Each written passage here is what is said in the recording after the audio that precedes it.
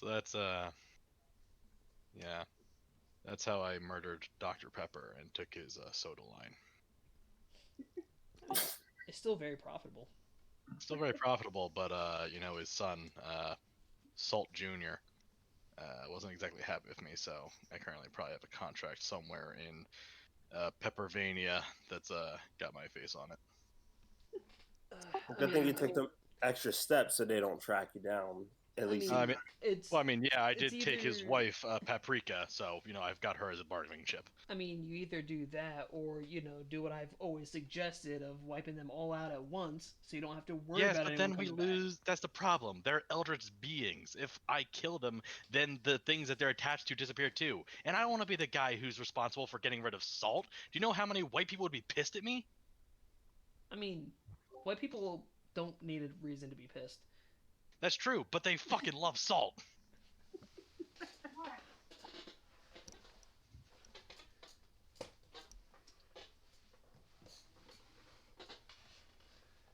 Permission to say that I may have peed myself a little bit. Was that too good? TMI. It's a good thing I have push to talk because I was dying. What part killed you? So on that high note, welcome back, everybody. It's better than the other section, that's for sure. Oh, I'm sorry you had to come back to witness that, but welcome back. We're glad to have you here. Hopefully, no more deaths in today's session, but we'll see how that turns out. never say never. I mean, we always say every single time, hopefully no one dies. So, So good. so where we last left off with our adventurers, their world has changed completely. Everything is now in bits of shades of gray and white. The world that they have known, or at least thought they knew about, is a lot silent as they have traversed into the shadow verse realm of the planet Verses, which is right here. After a bit of scavenging what remains was inside of the base, they started to trek on land just to explore further and head back towards. Now I can't remember the name. Go figure. I'm thinking of what you just said. Kuvakara. There we go. Along the pathway of heading north, they did encounter a odd looking creature as well as a tribe of grayed out individuals known as Kayals. Only one of their members is left standing along with their party, and that is where we are going to pick up the pieces. Again, hopefully no more deaths like the one you just heard about. But here we go. Continuing from our last session, you see bits of blood splatters to the left and to the right of all of you. The Kayal that's placed right here just looks a bit saddened at the sight, but you don't see any like forms of tear. She's a bit sad, but she seems to be accepting the fact that they're dead and like, well, we got to survive. She looks over towards Gunner and says, "Hmm, you're pretty accurate with that rifle." Well, it's my literal living, so if I better be good if I actually want to do my job right. And then begins to like look around at everyone else. She looks over, she sees that Captain Snow is still hovering around 40 feet in the air at this point. Looks over towards Havoc, seeing that Havoc's in this like odd state right now where it's freezing cold temperature, but it looks like it's not affecting Havoc at all. Almost just like this is natural. Something she wasn't expecting.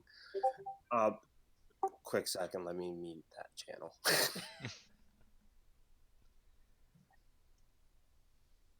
Yeah, I have to go and Okay. myself.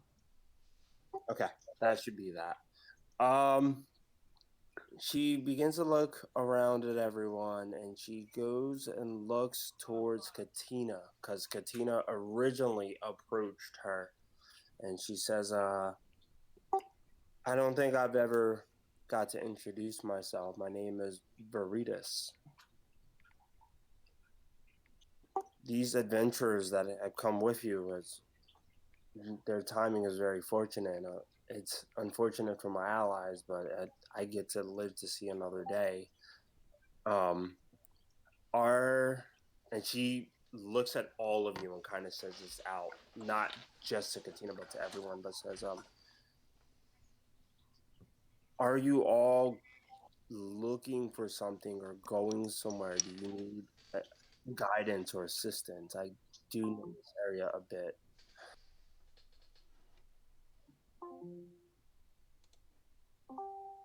The heck? Um, I'm going. I have to go through real quick and reset things Oh, so okay. we don't keep getting pings. Could I get her name again? Veritas. I'll type it. Okay, because for some reason my brain thought you said fajitas, um, the and I'm like, that's not right. I doubt that's the correct name. Veritas or Veritas. I will say that this character in the book actually didn't have a name. So I got inspired by some Kingdom Hearts type stuff. So it may look similar in that aspect, but it is not that same individual or close to that individual. I just thought the name was cool. Do you a name that starts with V because it's different. But she mentioned that I turn to her and say, "Well, hello, Veritas. Katina, and this is my group." I point to each one, saying, "That's a Toner. That's Captain Snow, Havoc, Gunner, of course." she looks around. I should mention as well, when she does speak, she's speaking in common to all of you. So this is a language all of you do understand. In that moment, though, she does begin to mutter something. The only person I think at this point who may be able to understand will either be Snow or Katina, just based on what the language is. What language?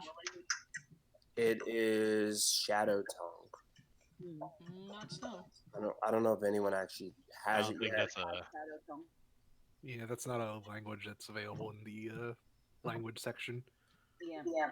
Okay, so she does begin to mutter some words in Shadow Tongue, and then begins to switch back to Common and says, "Well, does the cold not affect any of you?" And Snow's gonna be lowering herself down until her feet are back on the ground. Twitch essentially just staying guard nearby. A No. toner will raise his hand. And she's gonna indicate to Please give herself me and heat. Gunner, our people are from an ice planet much like this. I'm a giant lizard, so you can probably figure how well I'm faring about now.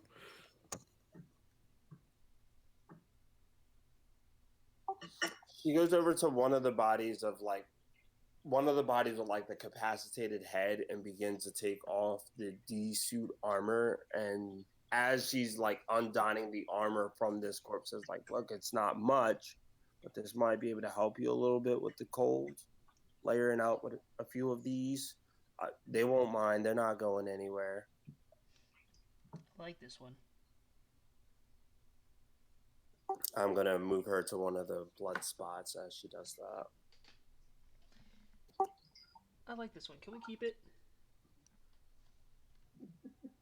I don't think that's how this works. Well, they're not exactly in a position to argue. Are you literally suggesting that we kidnap this person?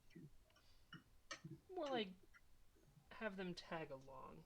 Kind of can't kidnap them if there's no one that they're being taken from.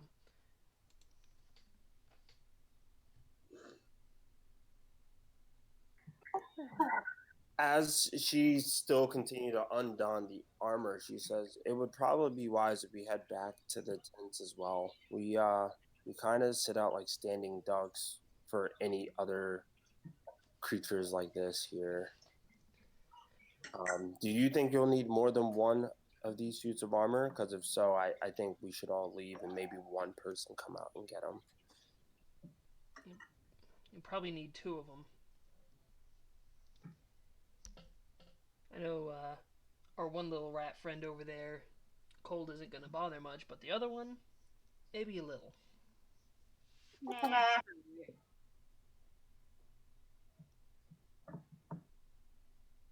Do you have any resistances to the cold? Yeah. From Probably to. I'm guessing that you guys probably have manifestations as well. I mean, our resistances are because we're Vlakin. No. But there's a shadow manifestation that allows for cold resistance. I happen to have it. Alright then, so yeah, just one. Okay. It might be wise for all of us to go hide in some of these tents. That, and you'll get less snow piling up on you.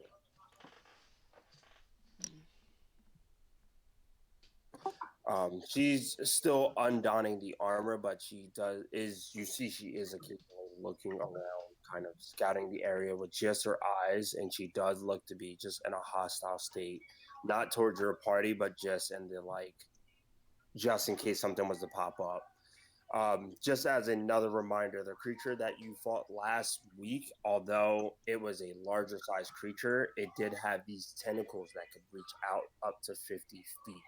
So you can understand why she seems like so hostile as she looks around.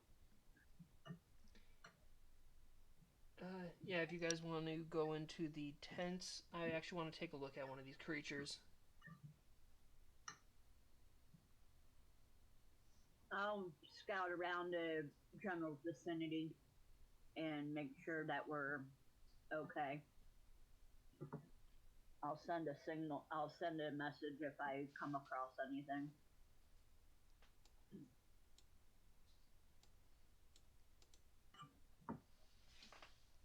I would just stay outside the tent. Okay. I'm gonna, for the sake of keeping things simple, I'm gonna have Havoc be inside one of the tents. I'll say the one that you're stepping outside of. Mm-hmm. Just so that way is with the party. There's a toner. A toner's piece is there. I'm just making sure everyone's piece is still here from last week. Yes. Okay. So is everyone where they want to be currently? And Snow's gonna do a little checkup on the body and see what she can learn. Maybe even grab a few samples.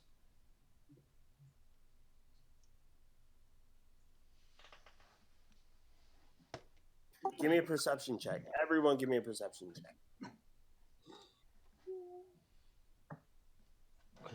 Let's see how the online roller's going. Ha! Nat 1. Oof. So that's a 5 total. Ah, baby. I got a 38 on mine, and let's see what Jubilee got.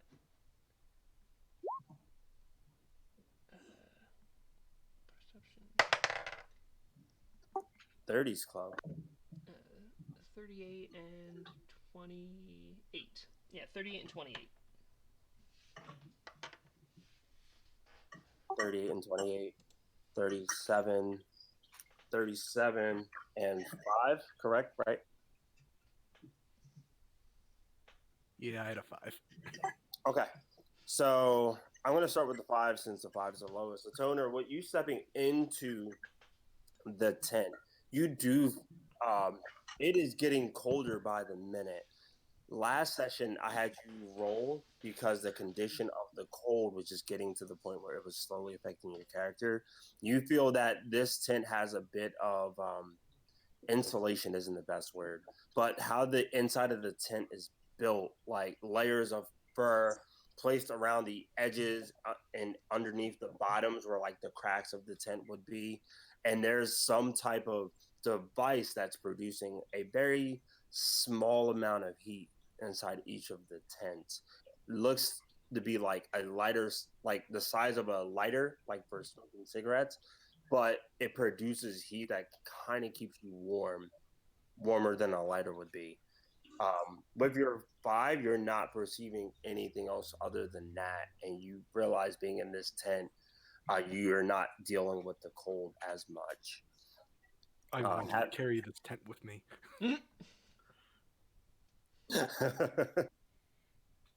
Everywhere you go, the tent's just over your character. I'm gonna charge with the tent.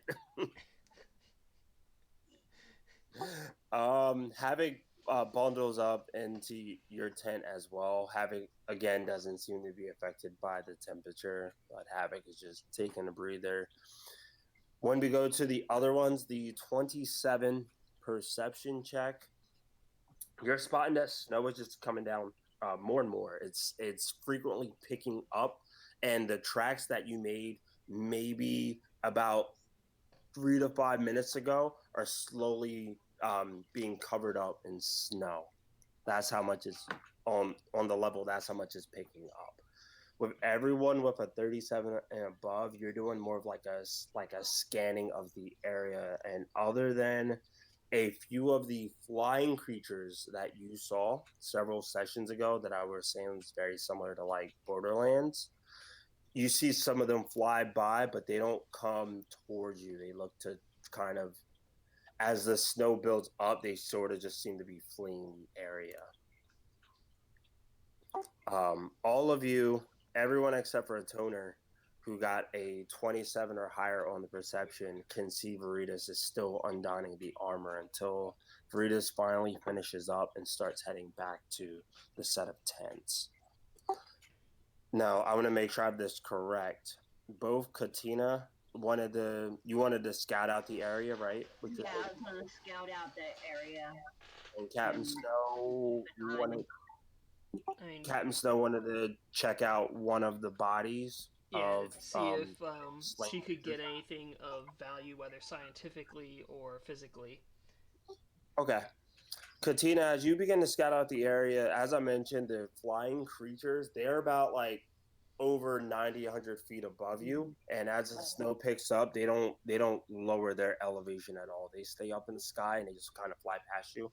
You're not spotting anything else. These creatures that are slain on the ground, you're not spotting any of them or any other wildlife other than your party members.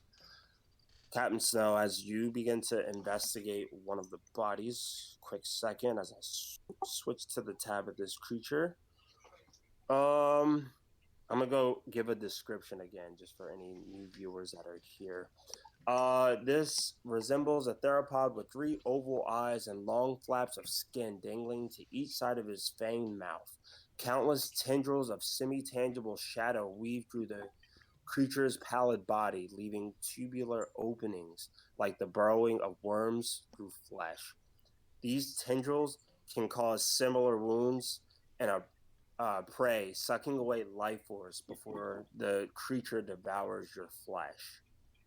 Are you gonna like dig into this thing at all? Um, I mean, she's going to check to make sure that it is safe to do so before doing so. But yeah,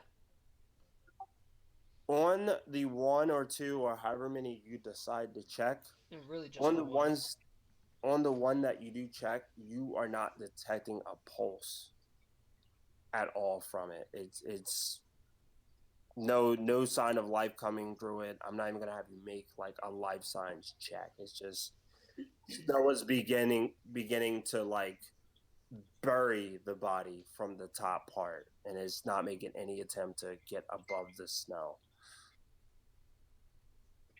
So You said you did want to dig into it.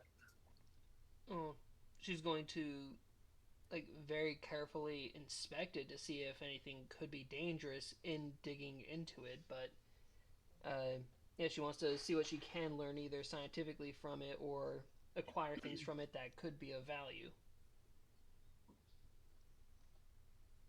Like carve off chunks of its hide if it seems like it could be used for something. When you begin to inspect it, you don't see anything that comes up of a threat. When, as I mentioned, you felt the pulse; it's completely dead. As you get like a small scalpel or some type of device to kind of slice into it to see if like there's any acid or anything built inside of it, you're not seeing anything on that level as well. Bits of blood come out in both red and like a black type substance, but you're not seeing again anything that appears to be a threat from it. It comes in like several different layers, some of which you're assuming you could probably like remove the outer skin to get to like a chunk of meat, which is something you could cook. But you're not sure what it would taste like unless you try it. I'm pretty sure we're all good It's on food for at least the next week or two. as you do cut into it, you do see cells begin to like somewhat transmutate in color, where it looks like this creature in itself may have had a way to kind of disguise itself in the snow, maybe match like the temperature of an area and have its scales turn to like a whitish color. Where as you're cutting into it, as blood begins to come out of it, it's like a bluish greenish tint. Hmm. So it looks like it does have like some type of cell or something built into it where it can slightly disguise itself. Something minor, not a major, not like Monsters Inc. level where it's like chameleon can I mean, transform into his background. But I mean that would actually be useful for Captain Snow if she could integrate that. But yeah, she'll try to get as many samples of that as she can. okay, Because that could be the one way that she could actually turn to her proper color again. it could be. Give well, it's a dead creature. I'm not even gonna have you make a skill check. You how long would you want to take doing it? Just a quick cut, a quick sample, or like let me get like 10 samples, or And she's gonna want to get multiple samples because we ever make it out of here, probably not gonna have a method to get back to get any more. So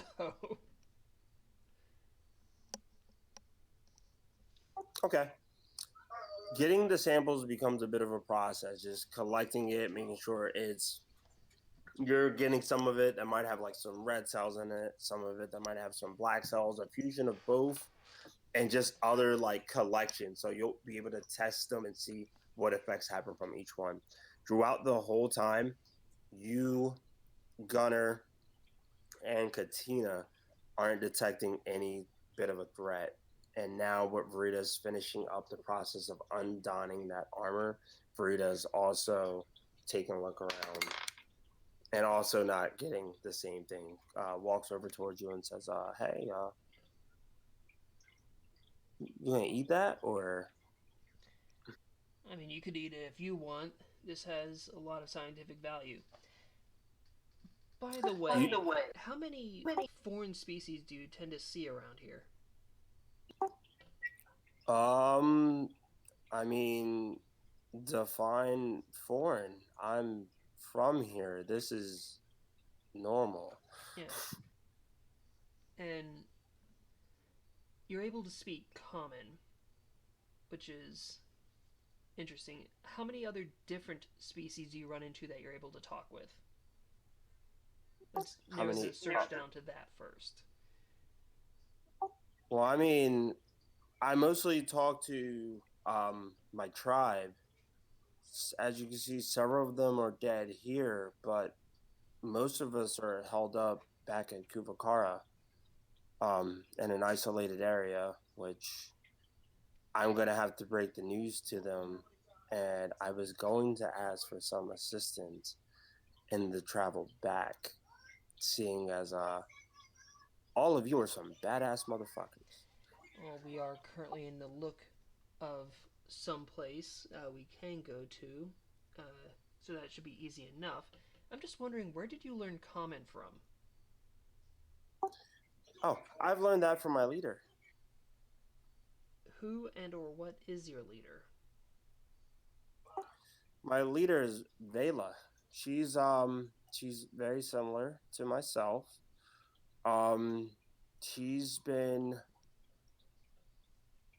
working on a project of some sort that is and is not going so well right now. There's this group that she's working after and has been trying to collect information on, and she's been sending out scouting groups like myself to find and report anything that we see. So now Checking that out places like the building structure in that direction? yeah, things of that nature. We've been just kind of trying to hold up and survive as of recently. We've had a couple of I guess the best word on your planet would probably be deceptious manners happen within our tribe, and it's things have gotten a bit intense, and Vela has a hard time trusting people that she doesn't know. Um, if you are interested, I could introduce you to her. That would be better than her finding you on her own. I mean, I that don't. I would don't. be likely beneficial to us. I am greatly curious as to where she learned how to speak common.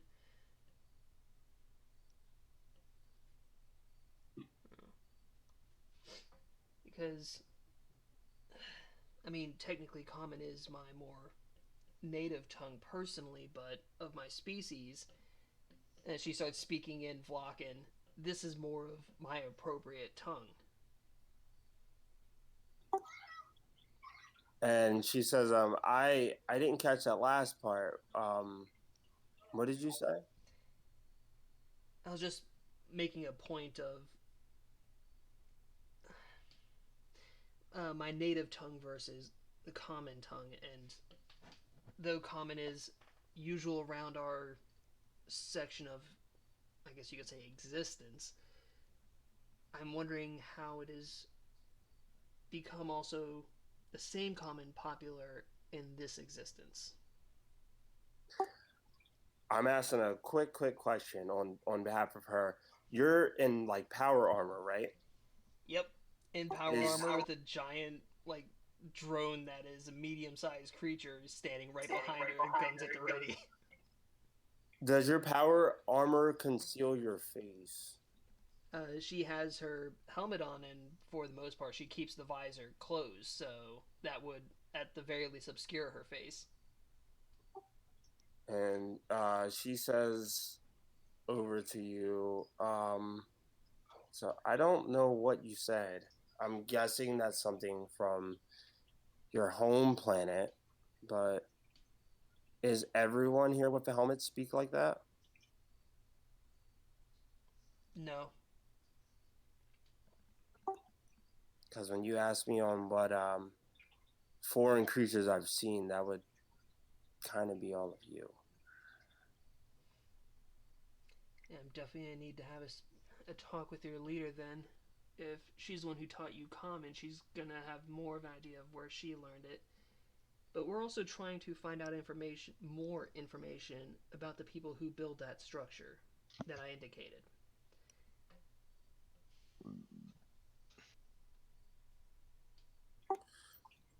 Well, we could and she begins to look around again and says, "We could maybe have this conversation near one of the tents if you're done." And she goes over and she says, "By the way, I am a bit famished." And she goes just right into whatever section you cut into, and just one hand directly inside pulls out just like guts and just begins chewing and says, "Ah, ah, freshly cut. Mmm. Yeah, I mean, waste not, want not. Does not get better than this. We might have to. I might have to ask your friend to take this over to the tent too. You sure you don't want any? I have my own food.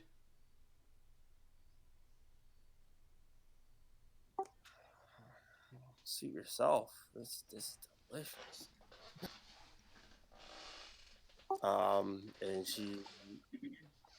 uh, she knows she's in a conversation with you, but she does start heading towards like the direction of Gunner and a toner and Havoc.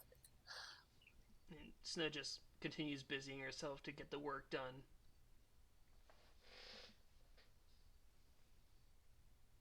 And she takes a look. A toner's in the tent, so the first person she's gonna address is Gunner and say, "Hey, could I bother you for something?" What do you need?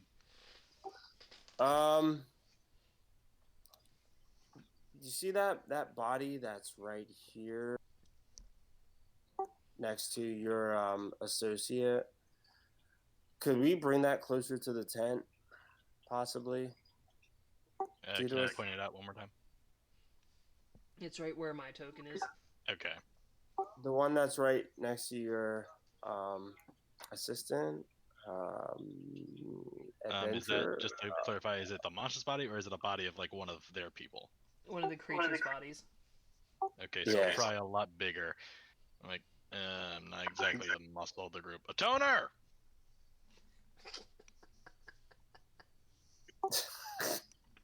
I know you're in there. I saw you go in there. Don't you ignore me. What? You hear echoing from inside the tent. We need you to move a body.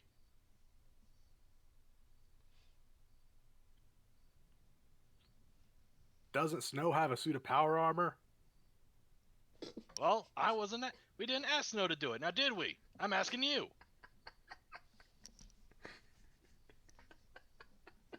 How much does the heating device weigh? It's like lighter size. It's something you could fit into a pocket. Just stick it underneath your armor.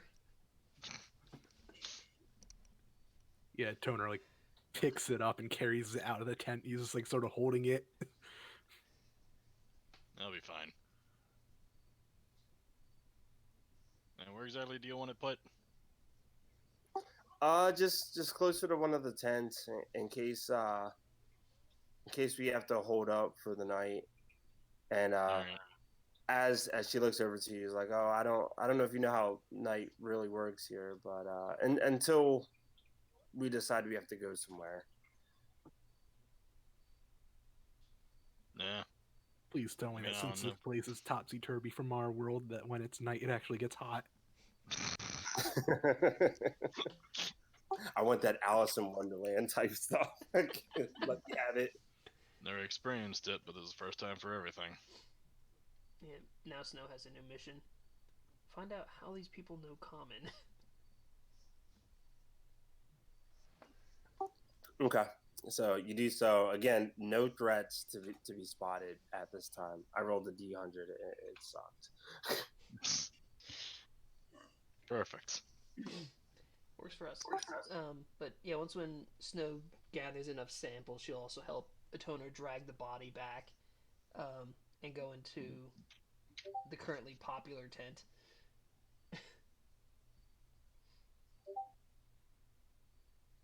Okay. After the samples are collected, after the body's moved over, what does everyone want to do? I'm gonna stay outside. Tent. Snow's gonna go into the tent for a little bit. I do I'm like about 60 feet out, and I go like in a circle, and I just patrol like 60 feet out from like the tents and stuff, so I can still see like the tents and at any time. And as I see that the snow is starting to come down thicker and heavier, I head back towards the tents. Since I hadn't noticed anything on the patrol. And Snow going in also means that Twitch is going to stay out with Gunner. Okay. So once the body's moved over, you just see Veritas is just having like a feast for one. Just both hands come in, blood oozing down arms, hands, and she's just going in as if this is like spaghetti and pasta, and she doesn't have a fork. Like just yes, and enjoying every bit of it, and occasionally trying to be nice and saying like, "Are you sure you don't want any?" It's really good. Snow's gonna be breaking out her own little portable meals because she does have multiple ration packs. I'm good.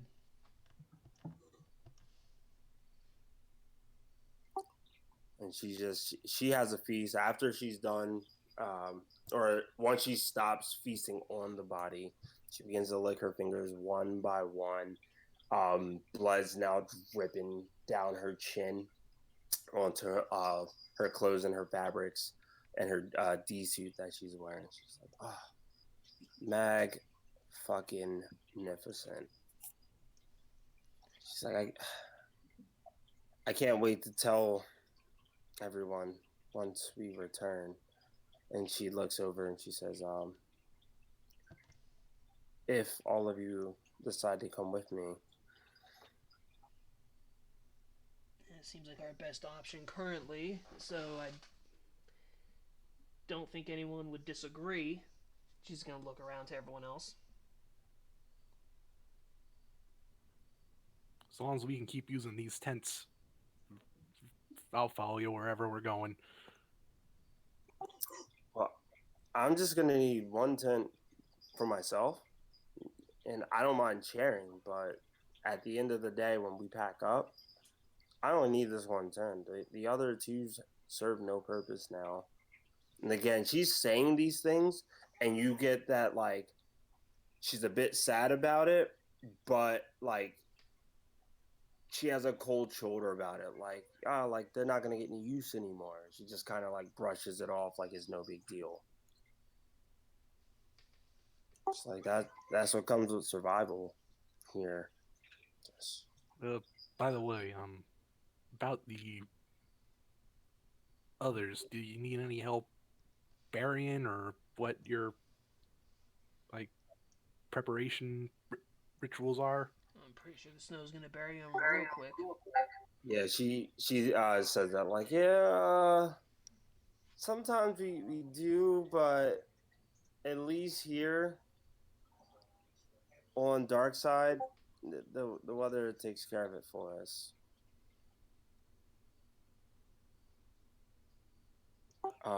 If I were you, though, I would all try to get some rest. We do have a bit of traveling tomorrow, but it shouldn't take that long. We'll maybe get there in about 2 to 3 hours. And when she says that, you are all reminded for just a second that you all took a starship from Kuvakara to here. You got there in a bit over an hour. She's saying on foot you're going to get there in about 2 to 3 where you're located. So there's when she said you just have this feel that there's like something behind that as well, but it's unexplained at the moment. All right, Katina. If you wanted to use that armor, I could fix that for you. Yeah, would definitely be better than what I'm wearing now. She's just awesome. Gonna pick it up. I'll have it to you ready by morning. I'm gonna go to the other tent. Sounds good. She's gonna step out. Pick your tent when you decide to sleep. I think I'm good out here.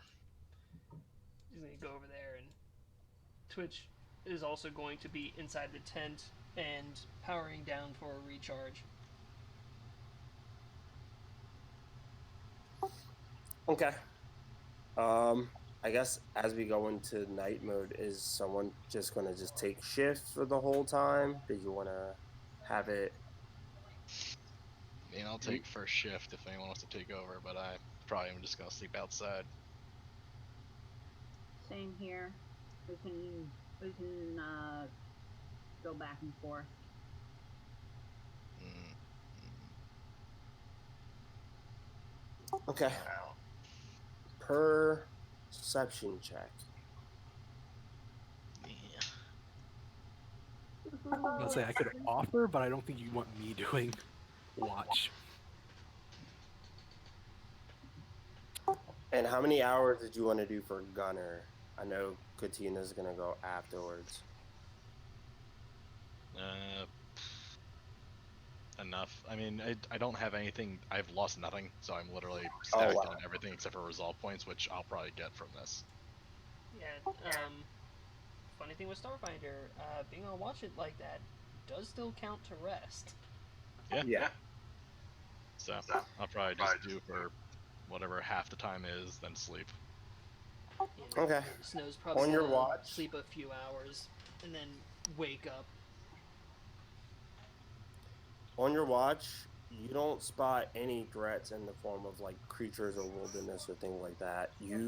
As I mentioned, the snow is beginning to build up, so the entrances to the tent are slowly having snow build up in front of it, and as you kind of take some of the snow off of it, excuse me, in front of, I'm gonna say just in front of the tent that would have a toner and havoc, the snow, the way that it built up, it feels heavier than the snow built in front of the other two tents, and it's just like a weird unexplained thing to it.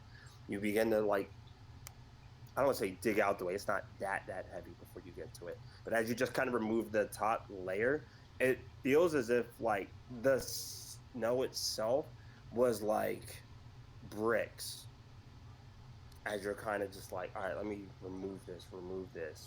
Where you go to the other two tents and you remove it, it feels like just powdery snow. It's like sugar, salt cubes, things like that. Hmm. But Okay. again, nothing that you sense as a threat on your shift. Katina goes to follow up, gives you like a tap on the. Katina's shorter, so like a tap on the leg, and just like, hey, like I'll take over. You go rest those eyes. And Katina got a 39. So let's do a second one, both of which was over 50. So yeah, another successful amount of time passes by with no threat seeming to come towards the party. Everyone gets the benefit of a full rest. It is the next day, quote unquote, but as all of you begin to open your eyes, the sun still does not reach this side of the planet. So when you wake up, it still No. looks like snow outside, just building up, and you realize when you step out of your tent, like you have to actually like step up at this point. Um, Could have but taken that feat. let's step up. But all of you get the benefit of a full rest with no threats coming your way. Veritas begins to gather last bits of supplies and says, "All right, I'm gonna take this tent for myself. You can decide who gets the others. Um, let me know when all of you are ready to go." And goes over to the tent, starts digging out the corners of where the tent are, so that way it's easy to kind of pack it up. And once it's packed up, it um, folds into like something that you could put into a backpack and can continue your journey with it. And Snow does exactly that.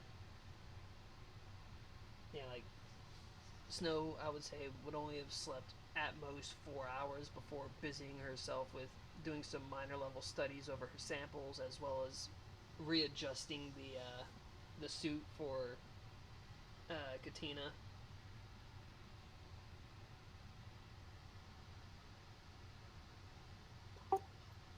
Is there anything else anyone? Is there anything anyone in the party wants to do before we advance? Nope. So she has a tent all to herself. Are we just gonna leave these other tents here then, or? Snow's taking one of them. I'm about to say, like, I would, a toner would be very much for taking a tent for us. Flashy said, We could take both if we take want. them. Yeah, she ultimately is like, I just need this one tent for myself. Like those tents serve me no purpose. Do as you please. Yoink. Although, how much bulk is it? Tent. That's a good question. I have to I look think it it's up. something in the core game book.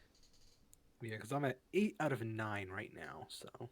I mean, Snow could carry it because most of her inventory is in a pocket dimension, so she could just put them in her backpack and be at like minor rating of bulk. Huzzah!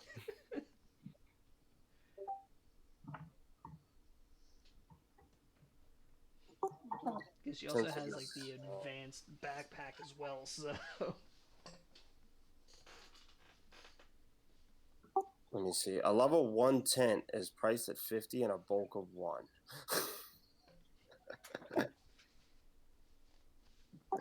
Wow. Okay, well that's good to know.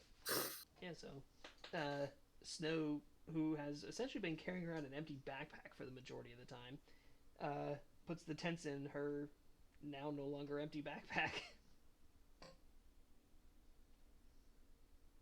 Thanks for giving me my first piece of gear that I can carry around somewhere.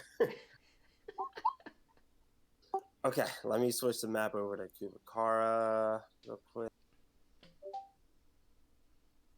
And I want to read some things verbatim out the book of just how they're describing what you're walking into. Not the Steve the Magnificent. Not the Steve the Magnificent.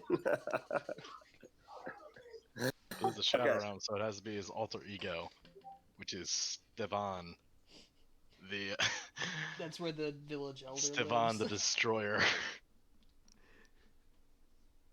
Hey, you want some magic? I'll give you some fucking magic. The leader of the Okay. town now lives in Steve Magnificent's altar store. This is what the book is saying about where you are currently. I wasn't able to gray out the picture like I wanted to, but the shadow plane lacks color, but its close approximation of the material plane makes the differences all the more stark. Wandering through the shadow version of Kubakara should be melancholy and disorienting. It is eerie, quiet, and illuminated by a dim ambient light that does more to deepen the shadows than to illuminate any open spaces. Tall buildings throw dark, long shadows as black as the abyss, and other strange shadows seem to move between the many pools of darkness with no apparent physical object to define their source. Distant whispers of an in in an unknown language hang in the air, which you do hear shadow tongue being spoken again. The bullet trains that normally traverse the city are silent and unmoving. And as the PCs arrive, they see no vessels approaching or leaving the area. So, as you travel up to it, I didn't have you make a survival check because Veritas knew the exact path of how to get there. But that's the site of what you're walking back to, a very quiet Kuvakara where even the trains aren't running, or if you see them running, they are silent. No sound can be heard, nothing in the train or the train itself. A lot of shadows kind of overcast the area, and it's just really quiet. I guess I can take off the scuttles and stuff since this is dark now, so let's do that. Finally, some peace and quiet. You never notice how loud your life is until you're in the silence. I got the song stuck in my head now. Sound of silence. But yeah, you all ride back here. And let me see. I'm gonna use the train as where you are coming from and where you are heading towards.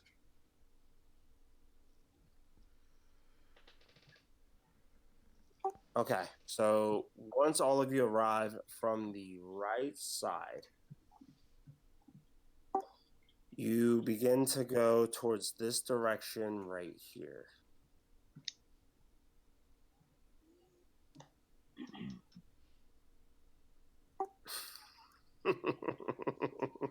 Yeah, the armor was whatever Kalani had. Hmm. Okay. That's right. Throughout the whole, once you arrive to Kuvakara, I should say along the way, actually, Veritas has had a conversation with you along the whole ride, just trying to get to know you both and or all of you, and just trying to establish like, look, like, I just want to make this clear. Um, Vela's probably not going to be like in a mood to accept any of you when she first meets you. Whoever is, I guess, the face of your party should probably talk to her one on one. If all of you are to approach her at once, you might startle her and she might make some drastic decisions. And she has a pretty high sense of power in our tribe. Um, I don't know who you want to like to do that, but I want to offer that as some advice. Where we're heading towards is going to be like our as essentially is going to be our center point, like our main hold up spot. All of you have saved me, and I'm grateful for it. And I will talk nothing but good things about all of you for what you've done for me. But where I might praise you, others may look at you with a slanted eye. Is that what they say on your world? Close Close enough. enough. Um, does your leader? What type of things do they take more kindly towards? Do they hold out to flattery? Are they more of a realist?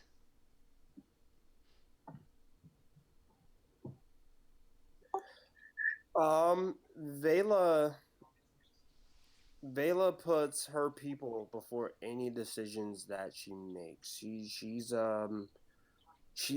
the one thing that makes her a really good leader is that the people are her first interest, and she will make whatever negotiations or deals that she feels will put the people first before her own interests.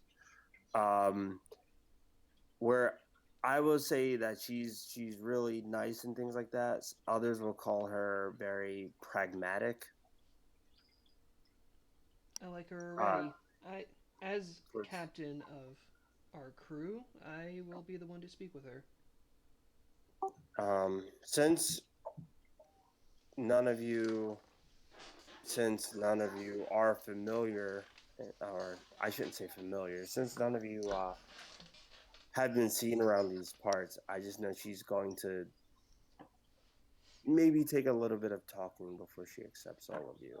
As I mentioned, we've had some things within the community happen, and things have been a bit tense. She trusts me, but I'm just not sure how she's going to feel with all of you. I think it'd be wise for just one of you to, and it's at this point I'm going to say that on that map you're towards like the central part, and as you're about to head north to where Steve's Magnificent shop would be, she's like, I would honestly recommend just one of you coming with me first. Um, I don't want to pry, but to make sure we don't accidentally say the wrong kind of thing, oh, would you mind telling us about this event so that way we know what to not accidentally step on any toes or anything? I know it may be a touchy subject, but It is, but and I'm gonna have you make a diplomacy check to kind of like ease the feelings and make her like naturally want to tell you. Otherwise, it'll kind of be forced. Of like if you must know, it's this, but you got to act like you don't know. As compared to, all right, you saved my life. I got a 40. Holy. Holy shit. Yeah, nat 20 plus 18, and then plus another d6 from my Solarian ability, which got a 2. Nice. So 22 plus 18, 40 diplomacy. I was actually worried about what you was gonna roll, but that wow. Okay. Also, that's my second dice roll. First one was a nat 1, second one was a nat 20. So your dice You needed a 41. So sorry. Okay. She looks over towards you, and she's like, "Well, you did help feed me yesterday with the Shodrav that slayed most of my people. I guess I could tell you. So we've been huddled up here in Kulakara for quite some time now. We're allowed to travel any part of Verces for the longest time until maybe a few months ago. Something happened, and our leader, Vela, has had all of us move towards the south part without really any explanation. It started with a bunch of us, at least like 300, 400 ish, maybe. I don't know, I lost count. But slowly but surely, people have been leaving it, thinking that Vela's decisions are immoral, or I'm sorry, are irrational, and that by us being huddled in the South and not knowing why, it's unreasonable, it's irrational, that we whatever is stopping us from going north shouldn't be a problem. We could resolve it. Well, people have slowly been influencing others in the group, and well, we've slowly been losing numbers, and some of us just have the faith to just trust our leader with a decision, not knowing what it is, but just having faith and trusting, while others have decided to turn the other cheek. It has made Vela very stressed, and she's sent out scout groups to not only find these groups, find what they're looking after, find things like that, but she's been sending scout groups, some just with missions that they can't talk to others about. And, was what happened with our group, and well, you saw what happened to the members, and I'm gonna kind of be coming back empty-handed, except that all of you were here. So I wouldn't exactly call that empty-handed. yeah, I wouldn't either, but I don't know what Vela's choice of words would be when I explain what happened.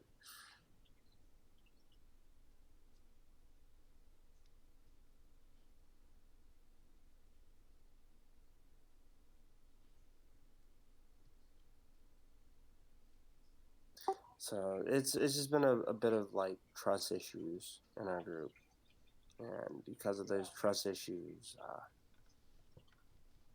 things have been very tense. Bringing outsiders into our group in the middle of trust issues can probably lead to some devastating things happening. So again, that's my recommendation. Of course, all of you show that you have experience with at least combat. So I'm sure we could work something out here. If you have any plans, I would love to hear them. I'm not exactly cold-hearted. Oh, first things first, see what she knows about that building, and if she is working for someone or if she's acting independently. Once when we know the more details, it'll be easy enough to concoct a plan, hopefully on the same side. Hello, sorry. Hello, Mads. There you are. Hey, man. Unfortunately, we got ambushed in the middle of the night by a giant snow worm. We all had to and, reroll characters. We couldn't find the butthole, and it just all ended. Yeah, so Oh, you're fucking with me. Okay. I'm sorry. That was all the players speaking. Let me clear that up. It was an Alaskan bullworms. Like no. I got really scared for a second. I'm like, wait a minute. You wouldn't be this nonchalant about this. What do you mean? We knew it was coming. Okay. Once realized that we couldn't hurt the worm without magic spells. Oh, did I at least get a rest? Because I still can't Yeah. do Yeah. anything. Yes, we all did a long rest. We all took a Oh. long rest, Yeah. We get to rest for the rest of our lives. Oh yeah. How do I do Or unlives. long rest? I think you just had to do it manually. Yeah, I Oh. know on the D&D version you could hit the button for long rest, but Starfinder I don't know. Yeah. Fortunately, I don't have to worry about spells, so... So that's full stamina points and a certain amount of hit points, I remember? equal to your character's level. Yeah. Huh? Equal to your character's level. Up to my character's level? Yeah, so you'd get 11. Okay, sweet. And Yeah, if also, you I take, believe like- resolve points, I think, start recovering as well. Oh yeah, I think you just get back all resolve for resting 8 hours. If you would have wanted to use one resolve point to recover stamina, I would have included it, so you're back to full. Oh yeah, I think it even specifically says that. Okay, I have all my stuff back, and now we're fighting an Alaskan bullworm! Not just yet. Where is my paper? This I is must space. find my paper. Pepper. Papur. Yeah, currently we just walked across the entire surface of the planet to get back to the sunny side, but Oh. it's still like shadow dimension, so it's still all crappy and snowy. It's I more mean, of well, the, yeah. It's more of the twilight side rather than the full day side.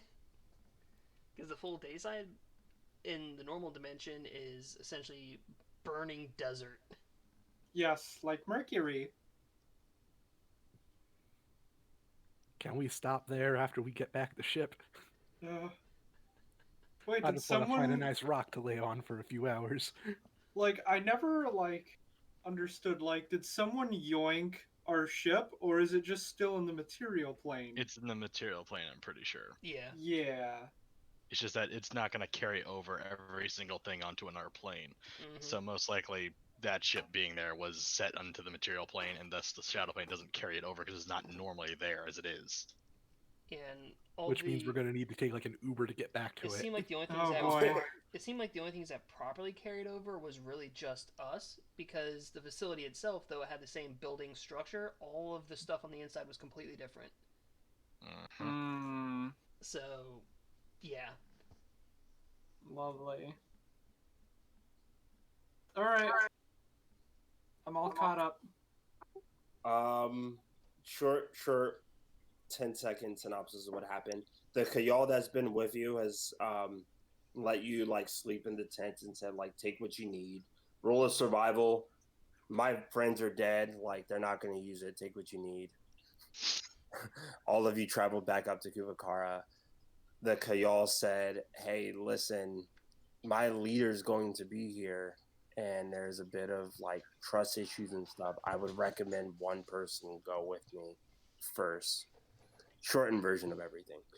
And Snow said that she was going to be the one to do it. Aye. Shocker. I mean, Captain. Exactly. I gotta do the captain-y thing every so often.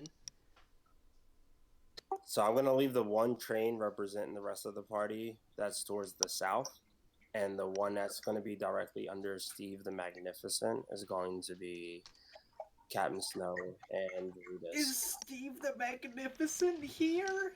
No, it's No. not him. It's his alter ego, Oh, Stephanie the Maleficent. oh. But yeah, for the meeting, Twitch is going to hitch a ride on Snow. You know how they do. Yeah.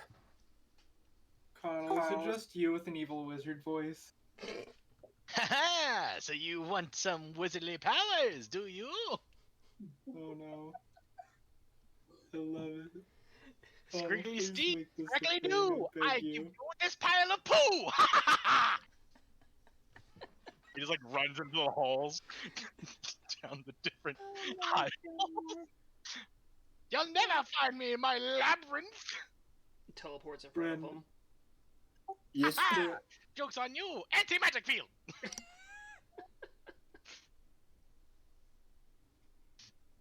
You can't beat Stephanie the Maleficent. Not in their domain.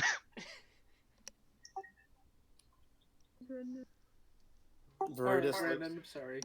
No, you're good. Verudis looks over and says, "Okay, are you ready?" And looks over to Snow. Yeah, let's get this over with. All right. To everyone that is staying here, if you happen to see others, try not to attack them. Try to be diplomatic with them.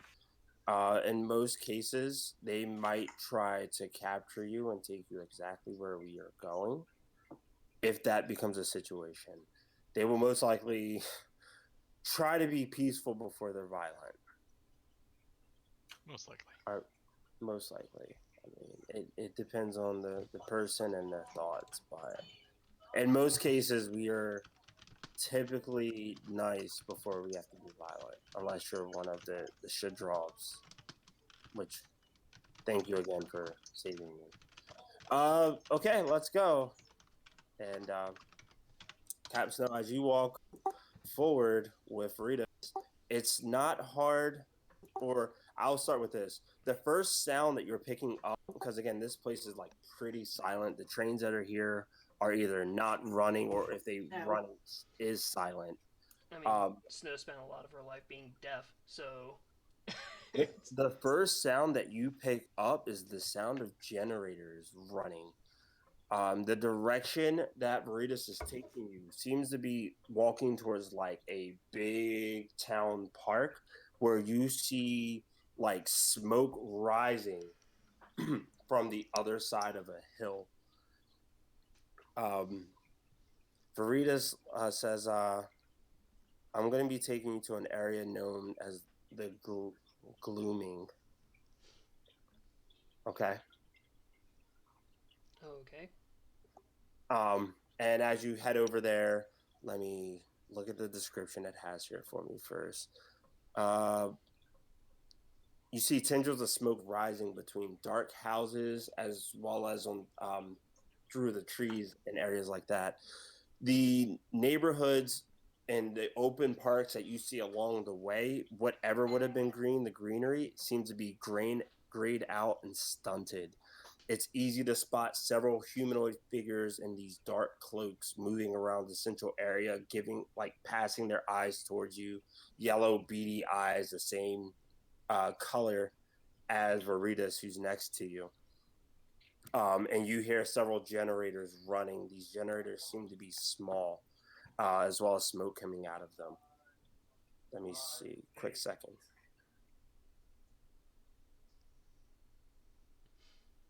Of course, Snow will be looking at them, but with her visor essentially still on and her eyes still blacked out, they wouldn't have any idea if she's really looking at them or not.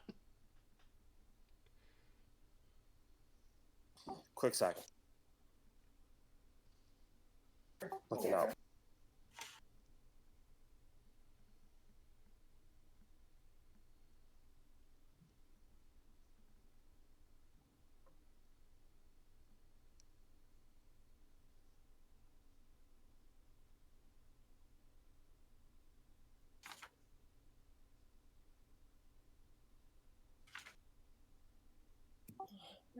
Okay.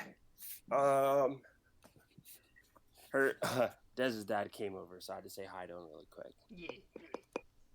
Okay, so as you are heading over, you're seeing more and more of these Kayals all placed to the left, to the right of you. Several of them grouped up, all of them looking towards your direction, but none of them seem to be hostile. You head following Veritas, and you see that there is one that has this like blue cape. Yeah, like this blue cape uh, over the shoulder that flows all the way down towards the ankles. She looks towards your direction with this like black and grayed out hair, cracks in the front of the face, as well as these two like glowing yellow eyes. She almost looks almost android in a type of way. And she looks over to Veritas and says, what the fuck is this? And Veritas says, look, this is, you sent me out on a mission with several others. Unfortunately, they didn't make it, but the being that you see in front of you, there's a person underneath all the armor, but the being that you see in front of you, saved my life. And they didn't come alone. Um, a group of adventurers saved me from a small, not small, an invasion of three Shadravs that infiltrated our base or near our base and took out the rest of my party. If it wasn't for them, I wouldn't be here to tell you about it. Now, I know how you feel about new people joining us, but and you see she's like fighting to find the correct words that she wants to say. She says, but they saved my life, and I feel like they could help us, and we could help them too. They appear to be lost, and Vela listen to what has to be said, and then walks over towards your direction, and she places her hand forward as if she wants to feel like what type of material your armor is. You see, she's going towards your right arm, And Snow but actually not. brings both of her arms up and removes her helmet. Huh. She's going to, because she also doesn't know you. She's going to make a sense motive and follow up with a question. Okay, back to the sheet. Here it is. Okay, she's takes a look and says,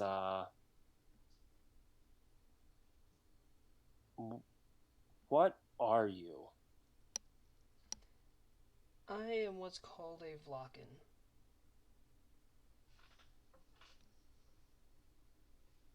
Of locking.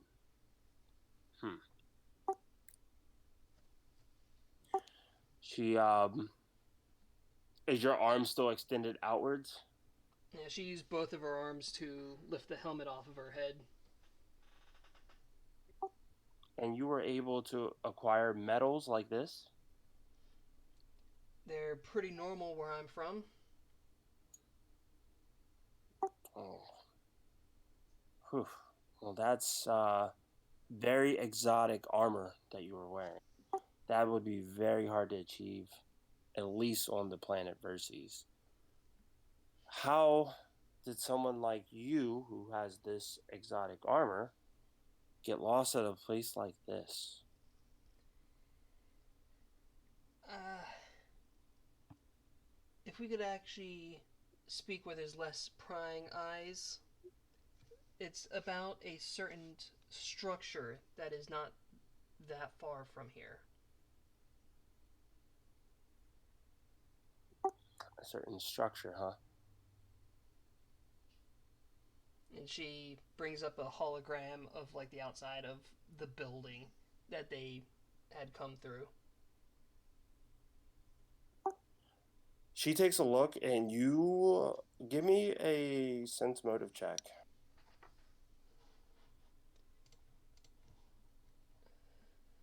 Not my.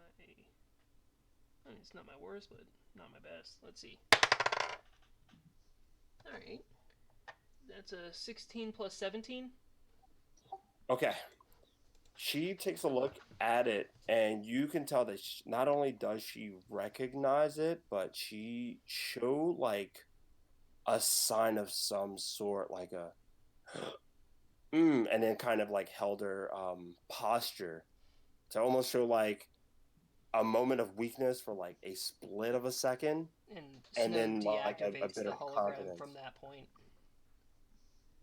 And she's like, what do you have to do with that place? We're looking for information about the ones who constructed it. She says, so I assume that you know about Eclipse Innovation. And once that's said, Veritas looks over towards you and says, Eclipse Innovation. And Vela says, is that what you're looking for? How? What stance do you have with Eclipse Innovations?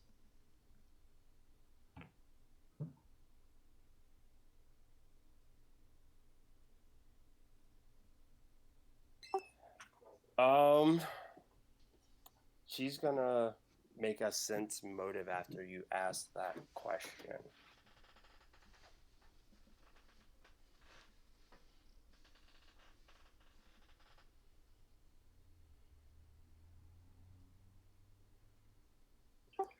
She says, just let me read this one more time really quick. She says,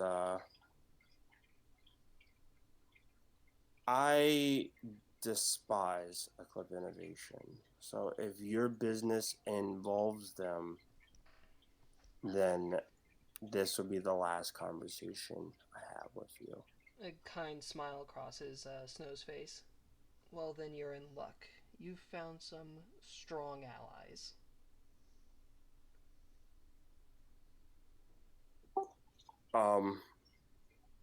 She says, I see you possess exotic armor. You know something about Eclipse Innovation.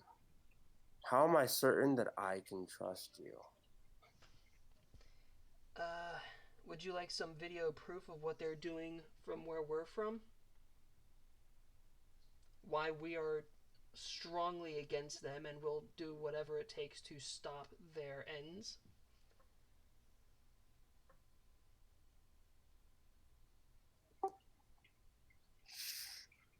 Sure.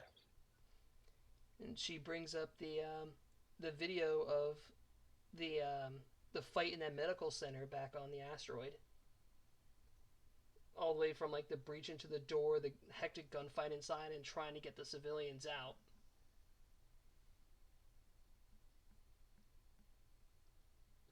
She's taking a look at it. She's like, that is terrible. They did this where we're from, and they intend to do worse.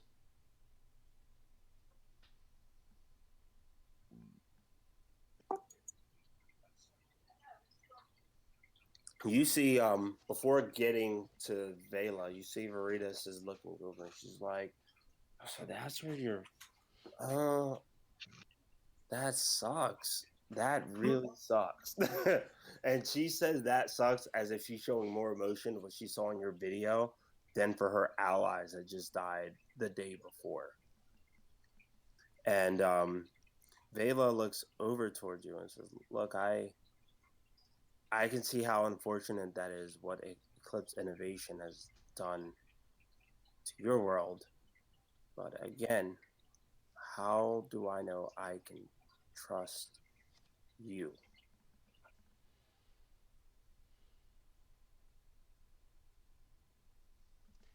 That is always a difficult question to answer for anyone. How about, for starters, I disarm myself right in front of you.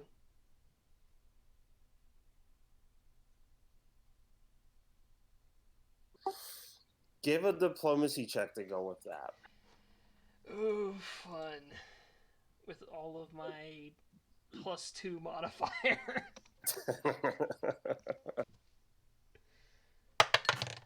Havoc just sitting around kicking rocks with her 19 in diplomacy. 16 total. And there's a toner with his 18 plus D6. Yeah, Everyone this was gonna be the hard part of it. I was hoping What to try happened? to avoid a diplomacy check. Me here with my +11 piloting. I could do a sick flip. That'll get their attention. You unknowingly have your what is it, like walkie-talkie on, and everyone on the other end is like, "Oh, come on! I'm gonna do this to prove myself. But how do I know to trust you? Oh, come on!" With your 17, you do begin to just take off bits of armor, right? I mean, she's gonna wait for a response first before taking anything off. She's you're getting a sense that she's still hesitant towards you. That you could take off the armor, but there's still like that sense of uncertainty on her end. You also feel like there's something that she's thinking about, or something she's not mentioning, or something she's not addressing to you. And that's going with your previous 30 something and sense motive.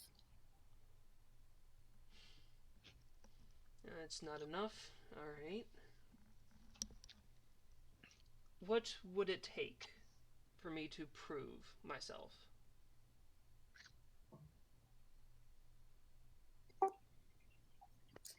To start,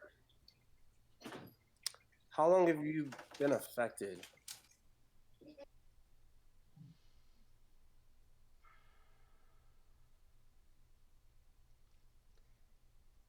Right around the time that fight took place.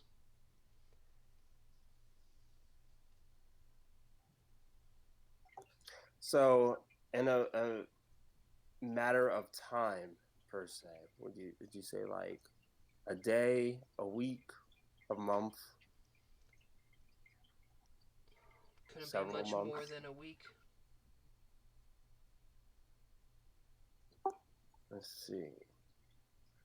You get that, like, she's a bit skeptical, but she follows up with saying, "And you come with others?" I do.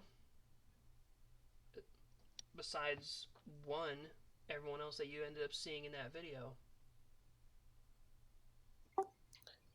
Are they all affected also? They went through the same ordeal. Can't say to what extent any of them are affected.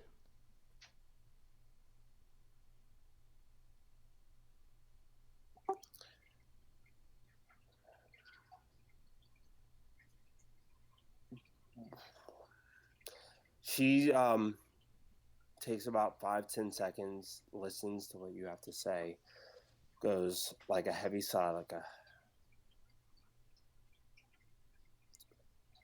"Give me one good reason why I should believe you. I know the effects that come with that corruption that affects you. I need to know that what you're saying is real. Your world or mine. I need to know we're on the same page."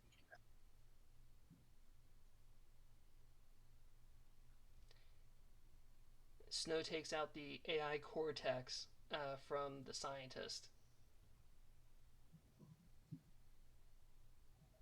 and hands it over.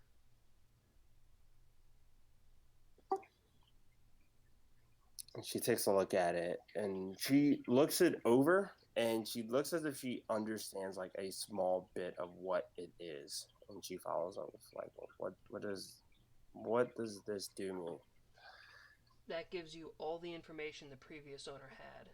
A scientist who was working on that station.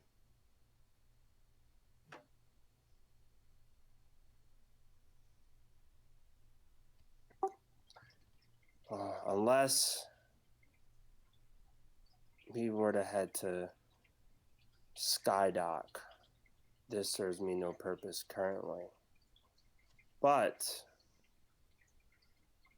and with this, I want you to give me another diplomacy check, but there's a couple bonuses that I will not mention what they are that will be added to your roll. That fell off the table. That's a 21. Okay. One shy of the maximum I could possibly get in diplomacy. So she looks it over and she hands it back towards you and says, "If you can promise me that you and the others will not harm any of my members, then you are accepted into our group." We will not make any aggressive actions towards you, but we will defend ourselves if needed. And she lightly hands it back over towards you and says, "Fine. Where are the others?" And this is where Brutus steps up. He's like, "Look, I told him to stay back there. We'll both go get him. You don't have to worry about it. You seem a little tense. We'll take care of it. Are we good here? Are we good here?" And Vela says, "Yeah, we're good. We're good." Snow nods and puts her helmet back on. And yeah, Rita says, let's go grab the others." And as you do so, because I just fast forward it for the group, all of you arrive back, and Vela just closely examines each person in the group, and she goes over to every person that she detects is affected with a type of shadow corruption. So she heads over towards a toner and says, "Look, how long have you been affected?"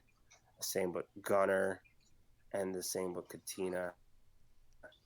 I don't think Havoc has one. I think Toner doesn't have one either. I believe we, Brandon, I think we talked about this. If Havoc did have it, she would actively try to resist it. So you didn't take any of the gifts, and that's what No. he's looking for. Yeah. So Yeah, same with a toner. He didn't take anything. okay, so she goes to everyone that has accepted a gift and questions, "How long have you been affected for it? And what have you noticed has changed about you?"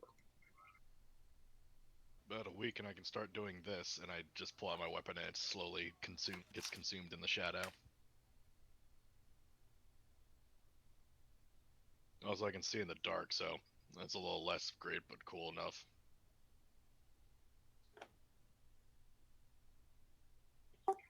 And she just takes a look over, says,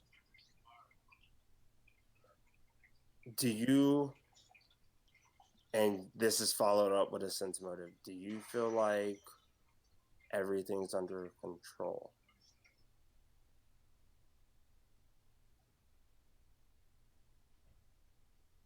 There are times when I may not lose control, but say embrace what has been given to me. Oh, Jesus Christ. Sorry. Embrace what has been given to me. As you see, I use this power when it comes to killing things that try to kill me pretty much constantly now. We call it his devil trigger. I'm not sure why I said that. That's not once we've ever said that, but alright. And this is where the crew goes back to its Guardian of the Galaxy roots. But no matter how far I've gone, I've always made it back to quote-unquote sanity. Havoc giggles a little and punches the toner's knee. Why the knee, though? Because she can't reach any higher. Can't reach that. Let's see. What's a good stat for keeping my composure and not shooting someone? I'd say that's wisdom. You guys are lucky. I mean, it would kind of be a will save. So yeah, wisdom plus base modifier. Don't mind me just eating Skittles. I mean, that's a total of 25, so I'm good. Skittles. So I'm gonna step out of character for a quick second. With your 21, I gave a +4 circumstance bonus because you mentioned that you're working against Eclipse Innovation, and I gave another +4 because you handed over your AI Cortex. The DC was 27. So Boy. you passed. Yeah. You passed with a 29. See, I don't need to be that persuasive. Yeah. So I just need to provide the right material. the +4 was from the book. It said anyone mentioning working against Eclipse Innovation gets a +4 circumstance bonus to this diplomacy check. The other +4 was because you did like an in character move, like a this And affects me that thing. particular AI Cortex is something that she really does not want to part with.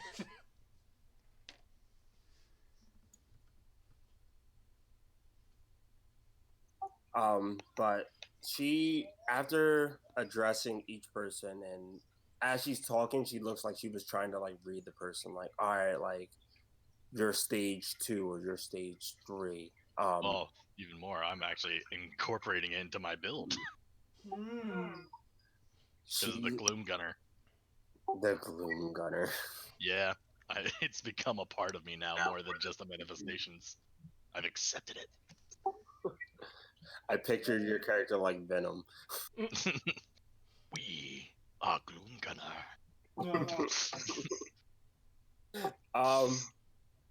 So she's gonna step up to you and she's gonna introduce herself to everyone and say, "Hey, I go by the name Vela, and I run this establishment that you see here. You were not the first set of travelers that I've seen from another plane, but the travelers that we do get, I try to help them return back to where they've come from and try to aid where I can, if possible. I will do what I can to get you back to what plane are you from? Material.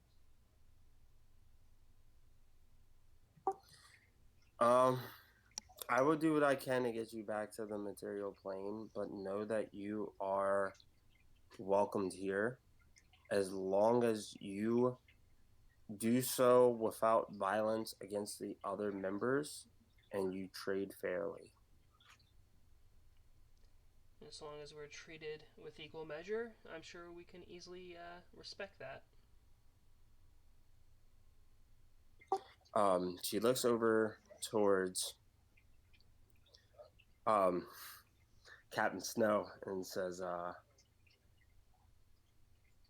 in regards to how I feel about Eclipse Innovation, our community used to be in contact with a material plane corporation named Eclipse Innovation. I'm assuming it's the same one you're talking about.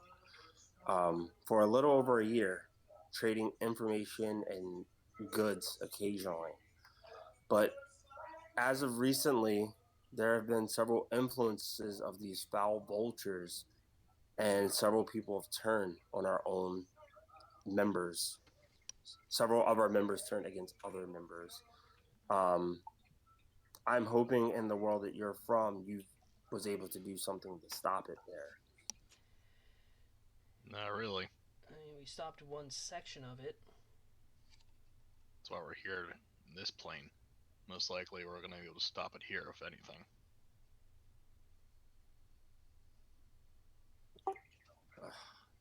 That is unfortunate. Oh, we got a little bit of a day ahead of us.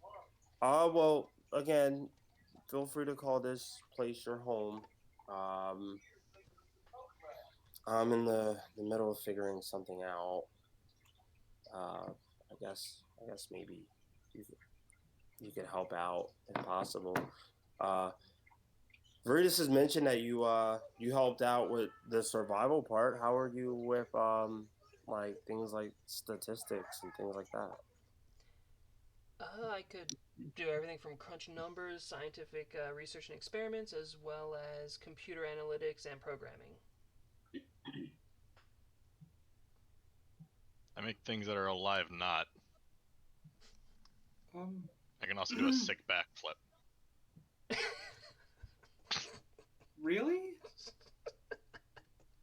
I'm a man of few talents, but I enjoy what I can. And I'm multi-talented. I pretty much, you can call me a jack of all trades. I do a lot of magic stuff. If you need something cut in half or a couch moved, 25 to do a stick flip. um, Yeah. or if you need someone to do a stick flip or drive something, then I'm your Vesk, but I ain't too good at the numbers. She starts just going over what everyone's saying, like, all right, you're good at this, you're good at this, you're good at this.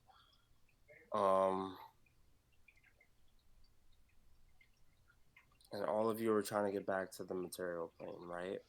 It wasn't just one of you, all of you are from there? Yeah. And we're all from there. I know I can speak for myself in saying that I would rather go back. Okay. So with the previous members, we were able to find several planar portals to help them get back to their way. The only problem is with each planar portal, after we helped them, the portals sealed up after they departed from our world. So that would involve me sending several Kayals as scouts to try to find one for you to return back to. How are you with supplies? Do you feel like you need things? I do have a contact, Hanmu, who could maybe help you get some gear that you may need. Well, the big guy here probably needs something to better handle the cold if we're going back into the cold regions. I need a better sniper. This one's outlived its use. Yeah, I might be interested. I might be in the market for a new jacket.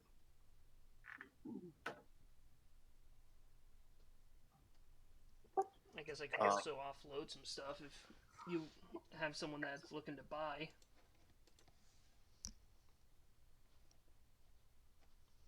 Well, right up this way, she points a direction that's not too far. You see a group of people, and she says, "That person right there is a vendor. His name is Hanmu, Hanmu. He does several goods to trade for. So you could always address him for several things you may need while you're here. Let me see. We may have to, because we've helped out several other planar portals. We may have to look for several portals, possibly off of this planet, which means we're gonna have to get a starship.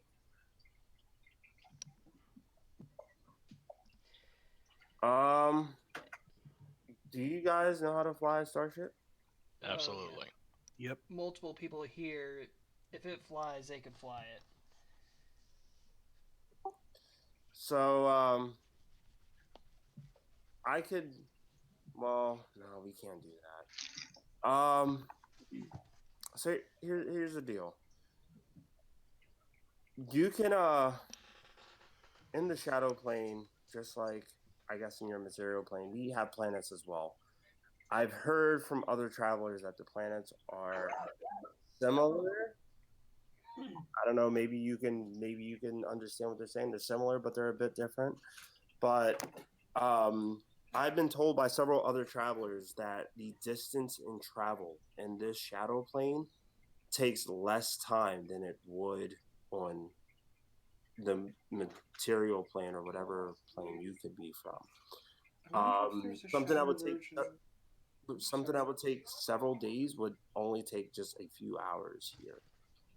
Yeah, that facility that we were saying that we came from, it took us about half a day by ship travel to get there, but here it only took a couple hours of walking.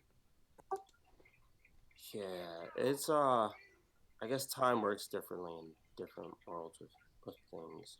But if you're looking to get a ship, uh, the majority of starship travel to go to and out of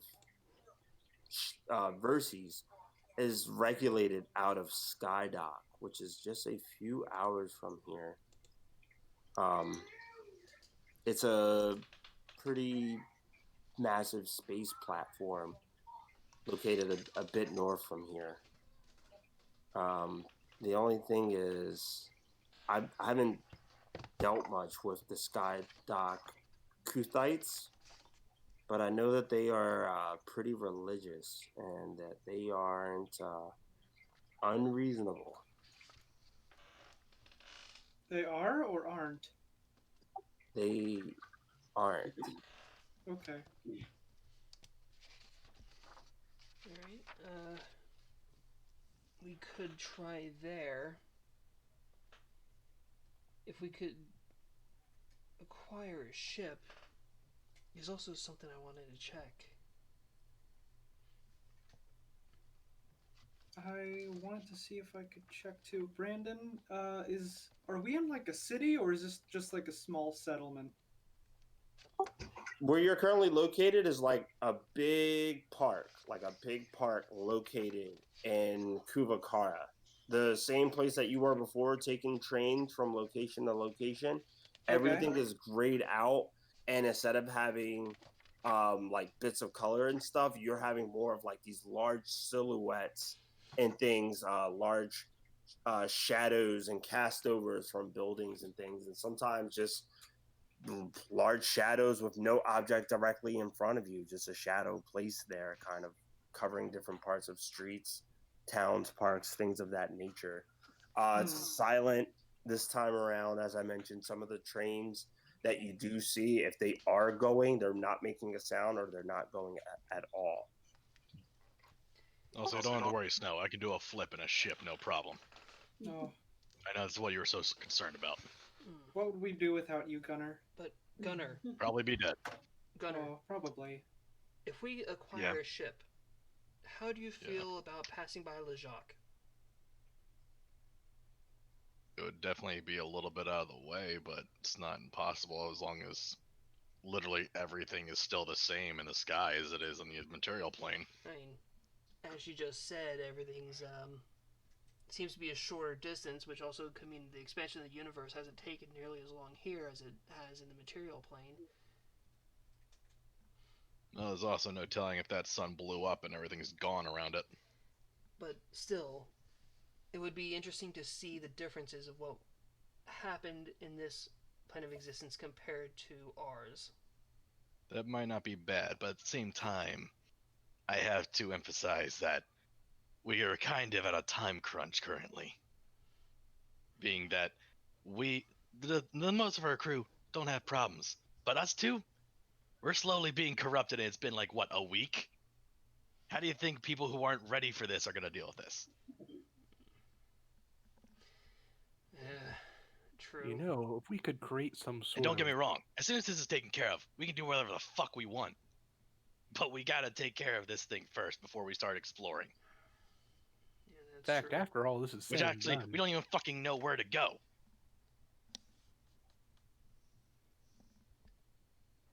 And on that note, I'm gonna turn to I forget what her name is, but the leader person. I'm gonna ask, do you know, or have you heard anything of a Doctor? Oh fuck, what was her name? A Doctor Lastana Grigant. She says, Dr. Lastana, oh God. She's gonna make a check. She's just struggling to remember. 12.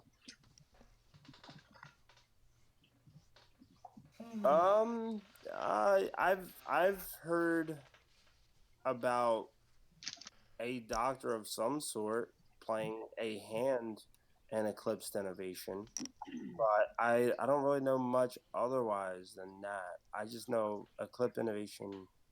Did you happen Really to see the screwed me. doctor's face? I did not. It was things that I've heard, like in whisper, from members that were leaving the group. And as she's having this conversation with you, she's making sure that it's just the party and you, that there's no other members here. And she says, I've had several people leave this faction due to hearing about advancements in Eclipse Innovation and what Eclipse Innovation can promise to them, um, enticing them by wealth and power, and uh, sending most of them further down the dark side, actually where you were located from. Some of my best hired guns went there as well. Great. Yeah, this group has got to be stopped, and quickly. Not only that, I've from some of my scouts, they mentioned that Eclipse Innovation has also acquired some hostile other natives from my world Sounds about as right. well. Mm-hmm. Yeah, money talks. This is this I've is met up with, I think, some of them. this is really the only place we can call safe. We've had to retreat several times just to find a place to call home, and we've suffered many losses. But I've resisted. Um, I just resisted them for as long as I could. I've heard about their influence. I don't know exactly what they're doing, but I'm not for it. I'm here for my people and making sure we survive, making sure that we get through this. I don't want this to be the end of what's left for us. I'd rather the planet die than the people. You know, we've had to make those kind of decisions before. Yeah, we certainly intend to stop on that facility. We've essentially stopped them on our side.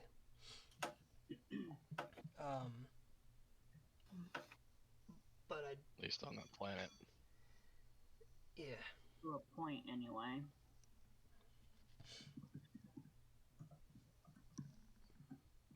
Yeah, we need to take care of them on this side, as well as what's left on the other side to really stop them.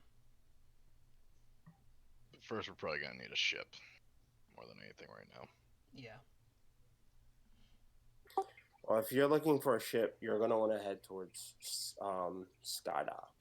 Well, every location in here has the word Shadow in front of it. So technically it's Shadow Skydock, but since they're native to here, it's their version of Skydock. Yeah. So it says, yeah, if getting a ship is what you're looking for, you're going to have to head towards Shadow Skydock.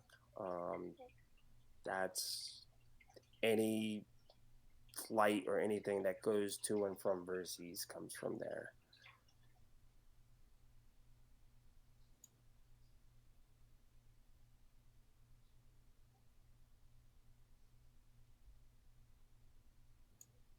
I guess we're going to Skydock. Yeah, looks like it. Are we yoinking some stuff while we're here? You guys take credits.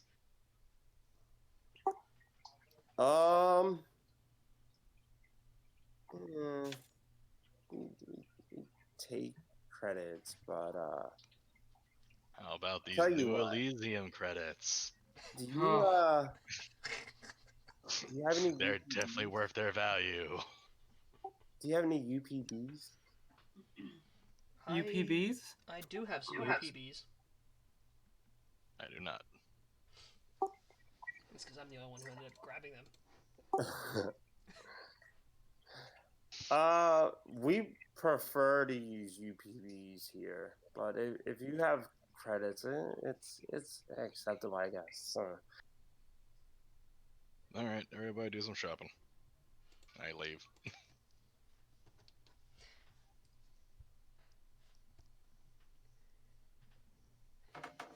And so I guess Like, we're going to do a bit of shopping. I'm definitely going to be selling a bunch of stuff because, you know, I need to lighten up my arm a bit. okay.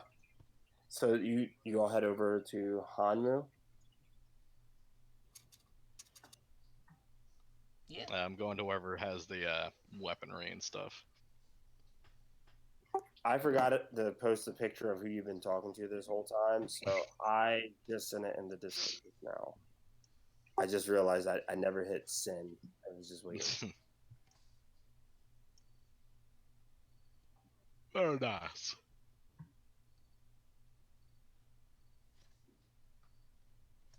I can, and if it's not too far away, I'd like to see if there's any, like, anybody who's good with magic.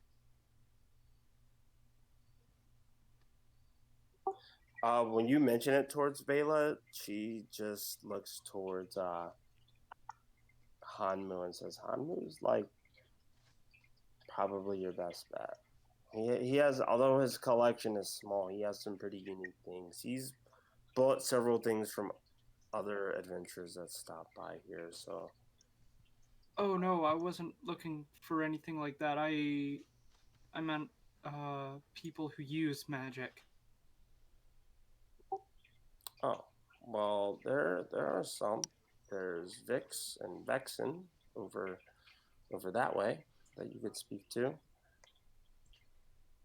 Are they members of Vox Machina? The tyrannical warlord Stephanie the Maleficent, ultimate sorcerer of the Shadow Plane. I was literally just thinking of names that started with V to go with the theme. Burritos and Vix and Vexen and Vela. I was just like, oh, let's. No, it's in Critical Role it's Vex and Vax. Yep. Oh, It was wow. just similar, and that's why I made that comment. It's like, aren't they part of Vox Machina?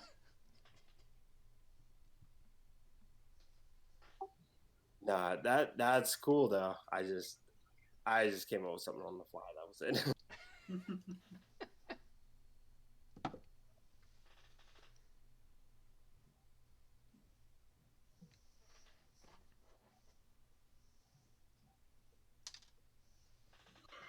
But yeah, hearing Vela say that, I would be interested in what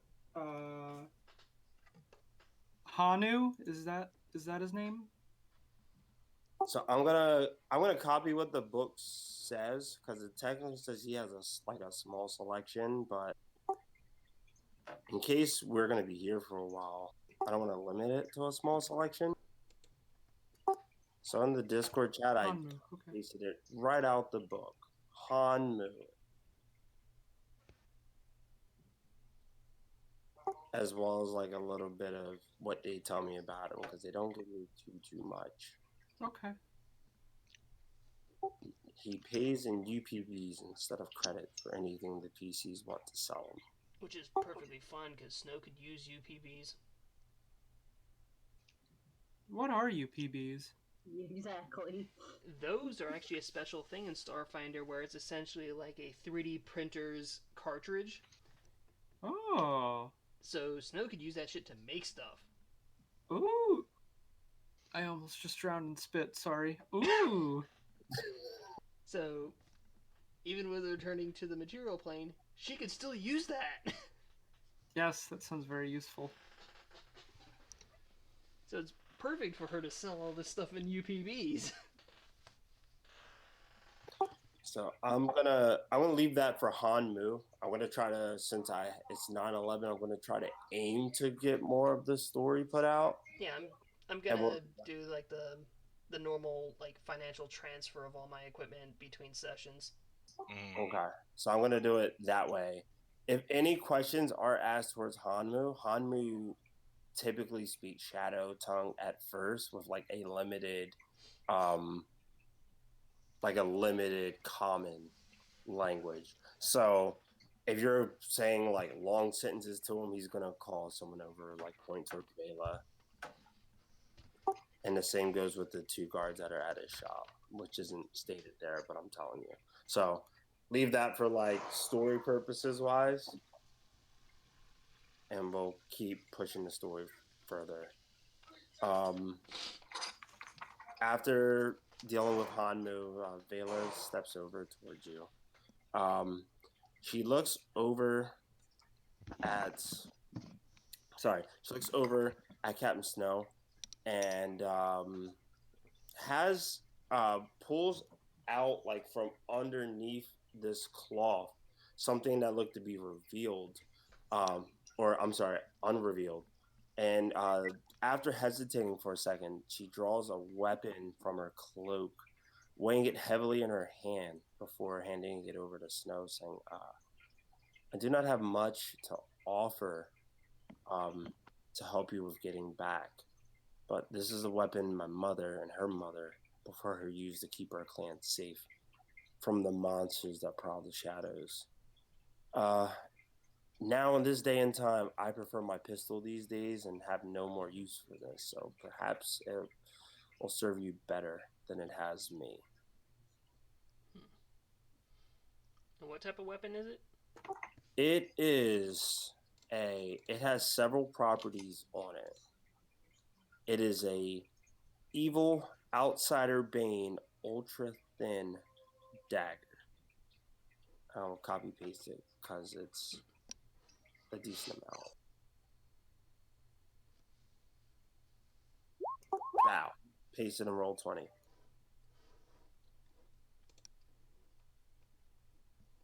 Interesting.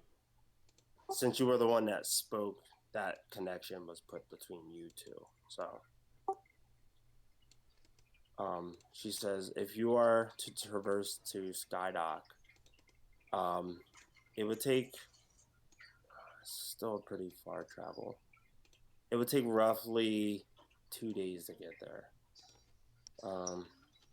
I could send others to help point you in the direction you need to go, but you will be heading towards Fulbright. So it won't be nearly as cold as it is here. I'm assuming that's on the side of the planet that gets all the sun? Mm-hmm. Yeah. The planet is broken into the two halves, Fulbright and Dark Side. The direction you're going to be heading toward is pretty far up north. Oh, look at that, Atoner. You get your wish. Yes. And Snow starts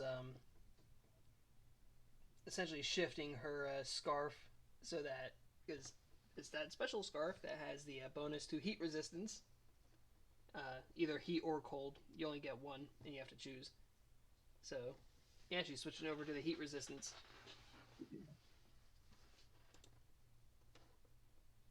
What's it called? Oops, sorry, Brandon, I didn't want to interrupt. Oh, you're good. You're good. I wanted to try to talk to those two spellcasters you mentioned. I said Vixen Bex? Yes. Bex. Yeah. Like, are they busy or anything? If they're doing something, I'm not gonna bug them. They're having a conversation with each other. They saw that you all spoke to Vela, the leader, and the leader didn't seem to have any like bad blood or any bad intentions with the group. So they, as you walk towards them, they kind of like look over towards you. They were speaking in Shadow Tongue, and when like are in listening distance, they stop. I didn't want to interrupt or anything. That's Oh, why I was okay. asking if they were busy. They're having a conversation with each other. Yeah, okay, I'll leave them alone. Okay. So then they just continue to talk in shadow tongue.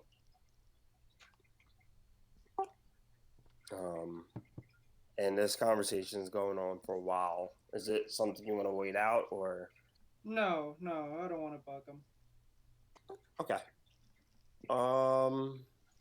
Then in that case, Vela says, "I can send others to go up with you if you want to get there in the most proficient way. I can send you a few of my scouts, or um, I can just tell you that you need to head north, and if you are good at survival and things like that, I'm sure you'll find it." I'm sure we could make it ourselves. We wouldn't accept any more than one scout to tell us where to go. That would be the most we would ask. Vela looks around and says, "Well, as much as I would love to send Veritas, because Veritas has mentioned you to me, I think Veritas should stay back here and be here. But I can send Vile." I'm running out of V names. Do they have a gun mounted on their shoulder? Vile? Vile is he has a rifle and a pistol. So I guess you could say the rifle's kind of placed on the back, but not on the shoulder. If that's your cup of tea. You know, a toner. I was looking for a hot guy with a gun on his shoulder. Oh.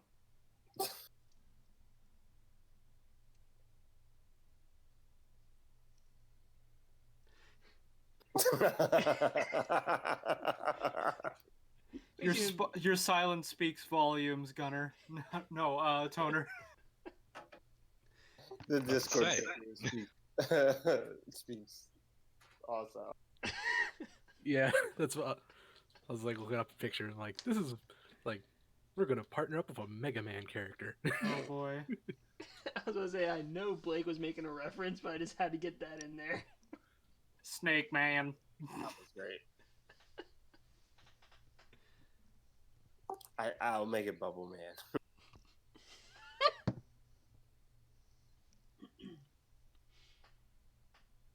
But he says, no, Vile is one of my best scouts. He could definitely lead you in the right direction. He has a pretty good shot.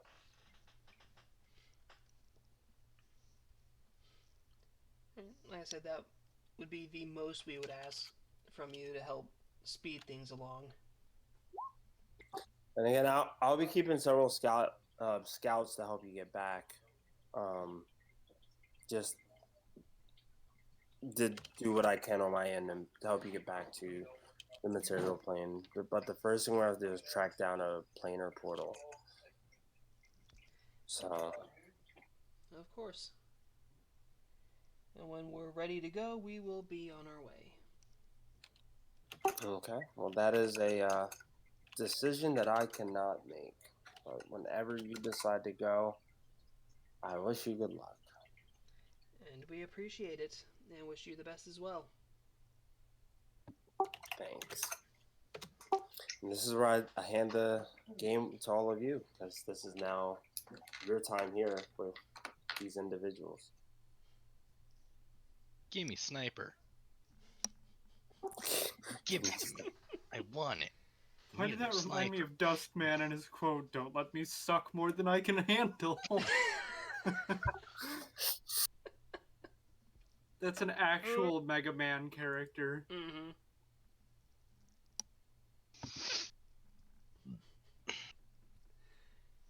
I don't recall that at all. I don't question it, I just don't recall it. You The only reason I know this is because of Brian David Gilbert. So let me see. We'll save any and all Hanmu stuff for like side chat stuff since it's that selection of gear. Is there anything anyone wants to do here before traveling north for about 2 days with Vile? Snow's ready to get to a ship. The only thing that would slow her down would be to research those vials and see if she could come up with a practical use of it. What's it called? I do But want to she try would and get. rather wait until they had a ship that had a science bay in it to do that. Yeah, and I'm pretty much broke, so I can't afford anything. I mean, I we're have talking about money. USBs, UPBs. UPBs. I So thought he depending on the takes currency credits. rate, they take credits, but they also take UBBs. They prefer UB, UPBs. UBPs. So I don't know what the exchange rate between one UPB and a credit is. I probably like ask someone like, "Hey, if we're going to the bright side, am I gonna need like a jacket or something?" Oh my god, everyone just wanting a jacket. Just Well, I By the take a way- damage, so I take a damage. I take a damage. I Somebody take touch him damage. up. By the way, Bucket! rereading through it, when you're buying stuff, he will accept credits, but if you're selling stuff, he only provides UPBs. Exactly, but I only have 3,000 credits, which is like chump change.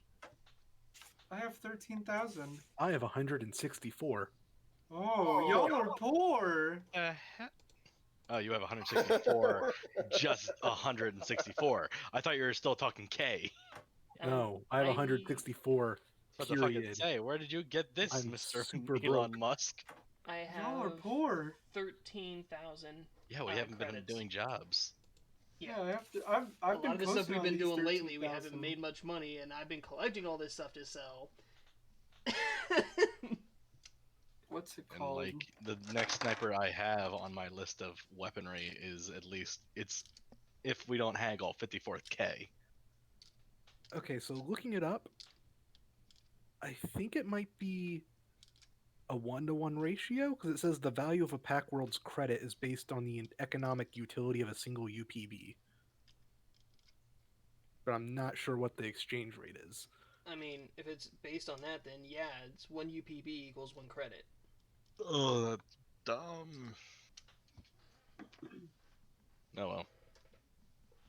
Yeah, it says UPBs Yes. have a bulk of 1 per 1,000.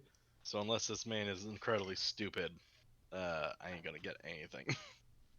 I would be in the market for a jacket.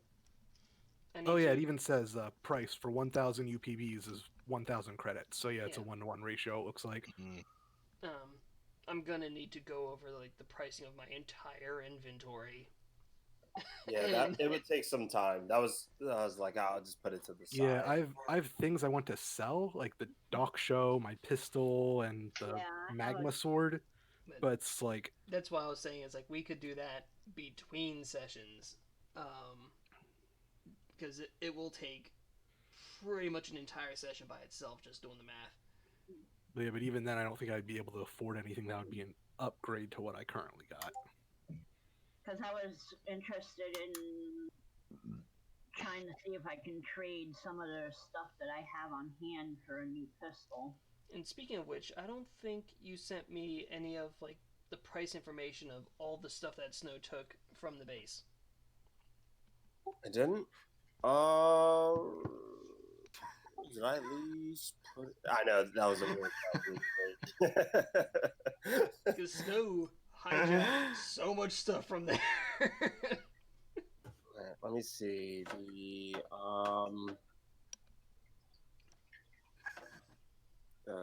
shadow orb, knife, the armor, the MK of healing. That was I mean, there was that stuff, which I think I have the messages saved up, but like the general stuff, like the computers and all the other stuff. I know there were low-level computers, but the freebooter armor, the foundry Boundary Rhyme Class 0 pistol. That was the boss battle. That wasn't after. Yeah, that was a boss battle.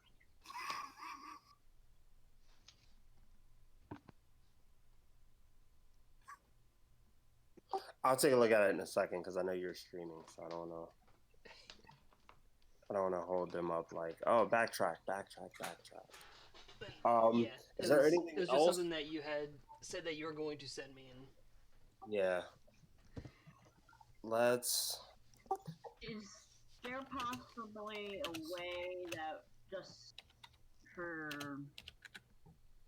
time's sake and stuff, the stuff that I have on hand and credits I have on hand, I'd be able to just get a new pistol right away?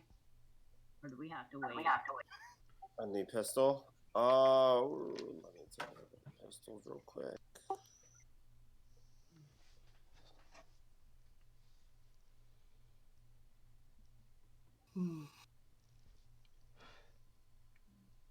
I have one in.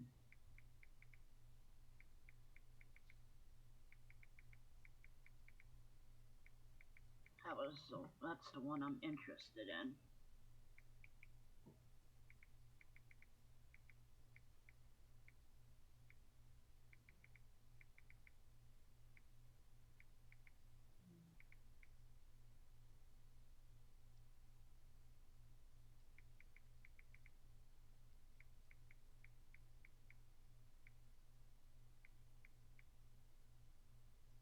What pistol do you have? Because I have a bunch of stuff that I would be like trying to trade through for it.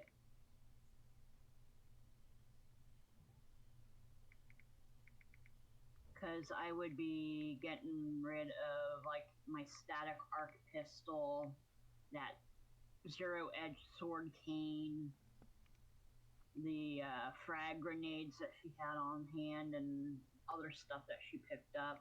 My old suit.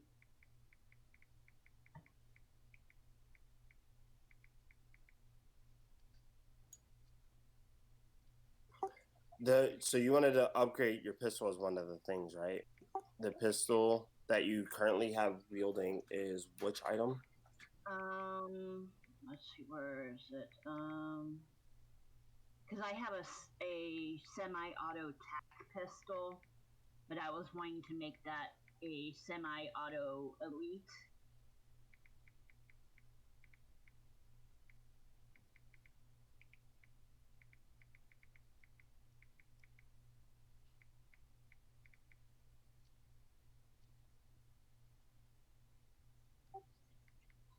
I'm gonna just say yes, and we'll tack that out. Okay. We'll tack that out later. Cause Alright. semi-auto tactical is a level 1, and then elite's a level 10. Right.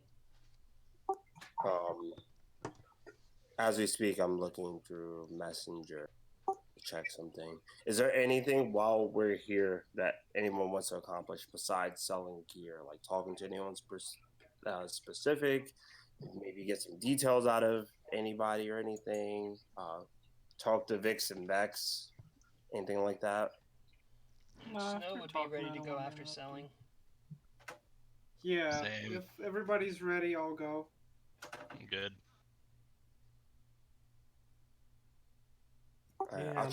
I'll check the message in a second. Was you saying, Blake? I'm sorry. I was just saying I'm good to go too. I don't plan on selling anything until we get to some place where I can do credits, just so it's easier on my brain. Okay. After I ask that question, would it be a good idea to grab a jacket before heading to where we're heading? I mean, we're going to the sunny side, so it's going to be hot. Okay. You could get a jacket if you want, but I'm just letting you know. If I don't need to, I probably won't. You might need something to cool you off, though. I'm gonna buy one of those crappy little desk fans. Do they have that? Say that last part one more time. I just want a crappy desk fan. No, I was joking. I was looking up something or it was desk fan, so I was making sure. Okay. So as all of you begin to trek northward, Vile's gonna make a survival check because even though he knows the direction, is still dealing with the dangers and stuff along the way. Vile's did pretty good. Vile takes you most of the way up north, avoiding any obstacles or long paths. He's like, look, just trust me. There's gonna be a straight shot to getting there. And Val just has very like small conversations with you the whole time walking north. Towards the end of the night or the end of the day, like several hours past that, Val's like, I think we should set up rest. If we do so right here, we should be able to get there in about like 6 or 7 hours tomorrow.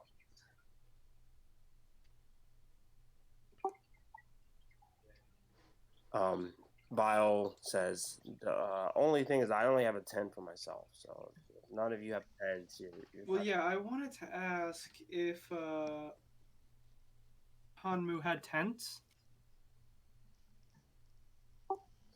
Hanmu would have had a tent, definitely for you. How big? I mean, Snow already has the 2 tents in her backpack, so. Gotcha. So if you wanted to purchase it, what does it say? I think a level 1 tent was priced for 50 gold pieces for 10 feet, or double the price for like a bigger space of 20 feet. And it has several things on it. I posted the link somewhere here, I think, for it, but I just don't remember. Yeah, I think I remember it popping up briefly before it got buried and everything else. It's in the if you scroll up and you see where I rolled a 94 from the D100, it's that link right there. If that's something you want to consider, but the party did pick up 2 tents that'll fit 4 people each. So up to you. How many people do they fit? 4 people per tent, and we have 2 tents. Okay. And that's 4 Val medium-sized people, so we have 2 tiny, 3 medium. So if you all squish, you could all fit in one. Mm-hmm. Snow's still keeping her own.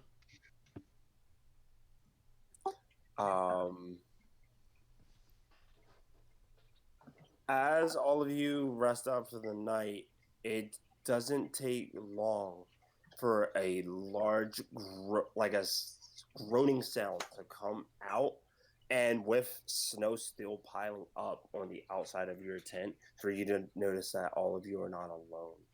Instead of having anyone make perception checks, because this sound becomes pretty loud, I'm going to have everyone roll initiative. I was going to say, like, in that rest, that Snow is actually going to do a bit of a haircut. Oh, did I ruin that? I wanted to talk to a toner, but if it's just like kind of like midnight, I was just gonna like vibe until like after, because we had like plenty of time to rest after that too. Like, does this start as the rest was going, or just starting? Several hours into the rest. All right, so Snow would have already done her haircut then. I was about to say you end up with one of those like half done haircuts. So like you rush out of the tent, everyone's just like, "Oh no, someone attacked the captain." Like, especially knowing that they're going to the hot side of the planet, she's going to trim up all of her for really short. But the hair on her head, she's gonna cut into a mohawk. Ooh. Oh, I hit it wrong. I did it wrong. Oh. Who moved me? I did, just so I could put it on the initiative tracker. And there we go. Got a good look at Snow's figures before this session.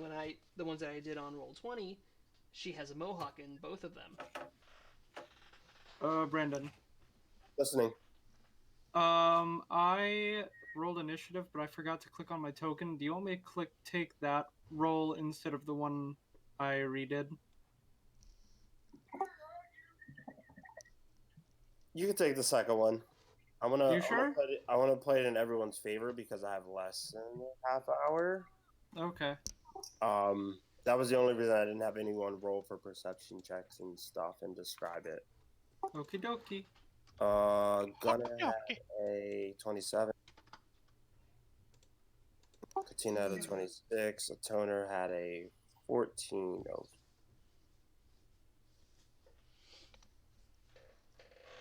I don't know why I'm wrong twice, but that's okay. It's good to see that my Ah, look at all that online roller initiatives. is its usual shithead for me.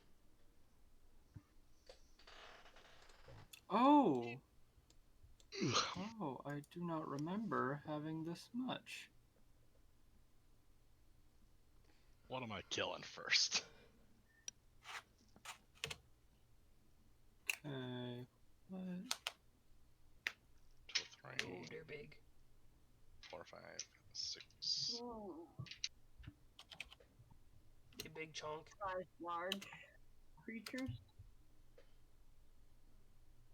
Yes. So as you hear the sound and you open up the tents, these large, I'll call them shadow giants because that's technically what they're called. But these large giants step out directly like towards where the tents are located. They can see the tents through the snow, and you just see that they all have these heavy weapons that they look like they were ready to bash whatever was inside of them. And that's what technically started the initiative. So I'm just gonna pick one of them and make that the initiative for it.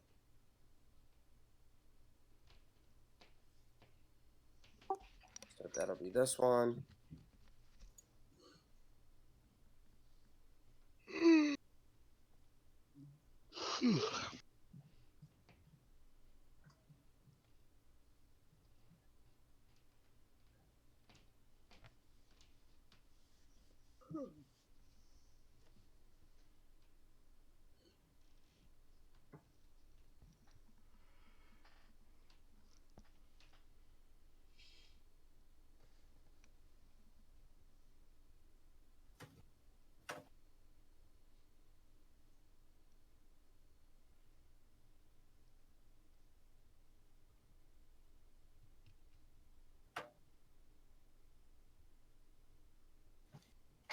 Okay, the initiative is set. I'm just going to flip them so that way they're facing towards the party. They're going to be spaced out a little bit further, but otherwise we're good to go.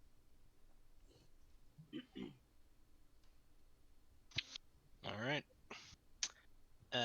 Force pack. I'm gonna go up 30, and then take a shot at the closest one. Oh my ha. So deadly aim. Taken off by the tripod. It's a long arm, so it's +1. So plus. Let's see. This is a.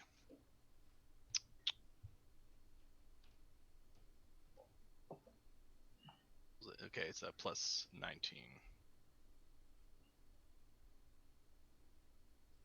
15 plus 19. You said 16 plus 19? That'd Yeah. be 35 hits. All right.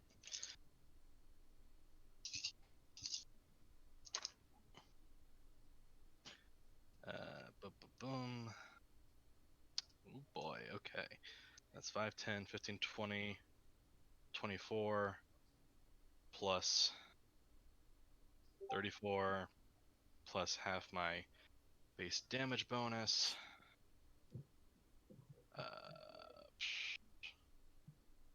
What is that? It's 1 per. So that'd be 5. So 34, 39. 39? Yep, 39 points of damage. Okay. They take it in full, and they look still reckless. It looked like that didn't slow them down in any way, shape, or form, that they could take a few hits like that. Mm-hmm. All right. That's my turn. Okay, next. Katina. All right. I'm going to go with. You said we're on the light side now. Is that right, or Not yet. not yet? Next, Okay. next day's travel, so it's still Okay. like staying out. All right. I'm going to do a trick attack, debilitating trick. On which one did you hit, Gunner? The one on the one on our left. So this guy. All right. So I'll go to hit him, and rolled 17 and 14 is 31. 31 hits. All right. This is going to be my semi-automatic elite pistol that I picked up. So, all right. Base damage. 3d6. Yes. That would be okay. 5 for base. Then the trick attack is 6d8.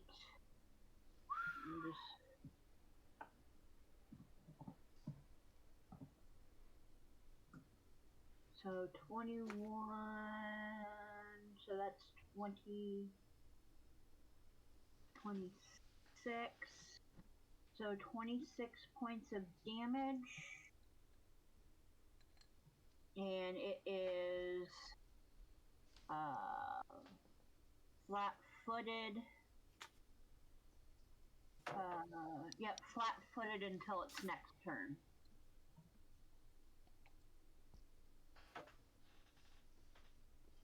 And just make sure I have the damage right. It was 26. Yeah, because I had 2, 4, 5 plus the 21. So yeah. Got it. Okay. Damage is dealt. Any movement? I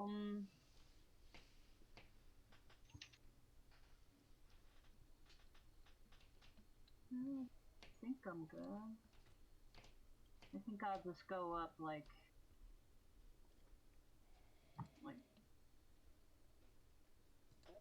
because I don't know where's my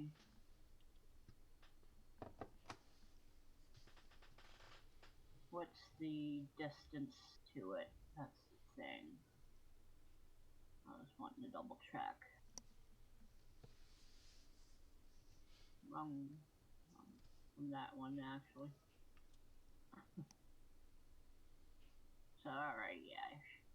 No, she wouldn't have moved since it was still in her range. So she's good. Okay. So Bow's gonna go. He's going to see if he can pass this check.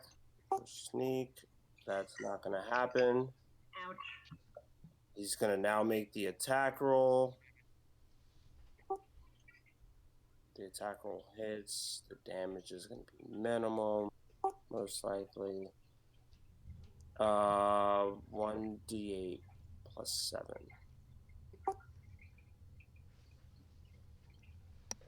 14 points of damage. Tacked onto the same one. It's gonna end his turn. Alright, Giants are gonna go up. Let's see, their movement is 30 feet.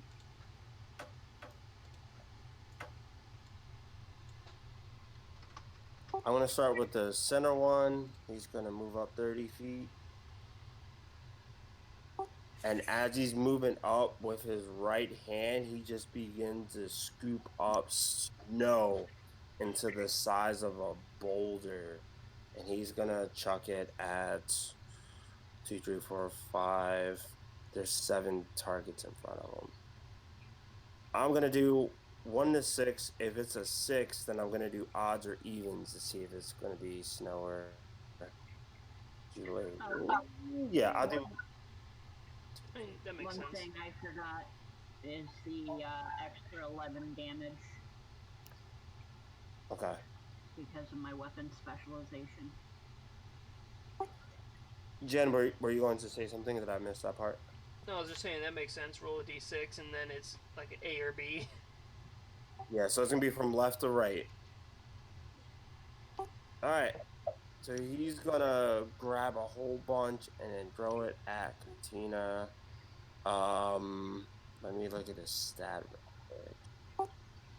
This attack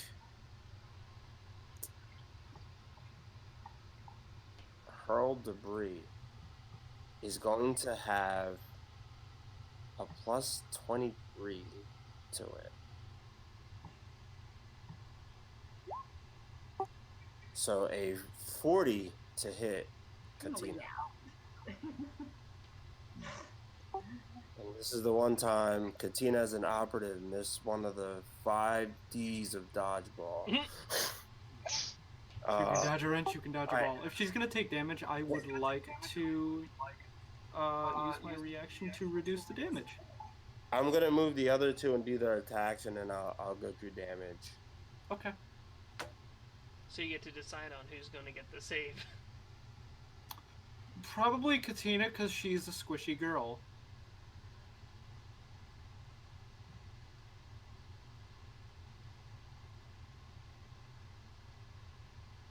I'm not that squishy. You're pretty squishy. Why are you complaining anyway? I'm just saying. Like, why are you complaining? Okay. The attacks that are going to go to Vile and that is going to go to Snow.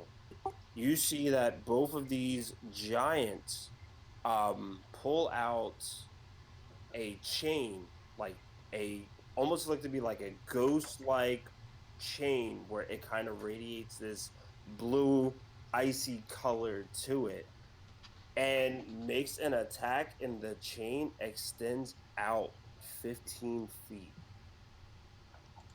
And both of these attacks have a plus 26. Oh! So again, I wanted to do these now to see who you want to reduce damage for. So the one that's going to be towards Vile is going to be 26 plus 18, so a 44. And the other one to Snow is going to be 26 plus 11, so a 37. Yeah, if it was over a 6, it hit. So which one do you want to reduce damage for?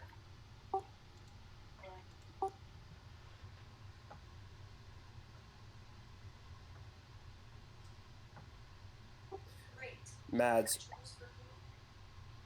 Yep. which one did you want to reduce damage for? Because all of these are going to hit. The one that hits Katina. Okay. So let's do that one first. Hurl debris. Don't worry, you get 7 points off. No need to thank me. And is this considered kinetic? This is considered kinetic, and there's an additional thing that tacks onto it, which I will do right now. That's the total. Total? Okay, so Or this is the 45. kinetic. I get rid of 8. So that would be less, so 37. And then Havoc, you said Minus 7.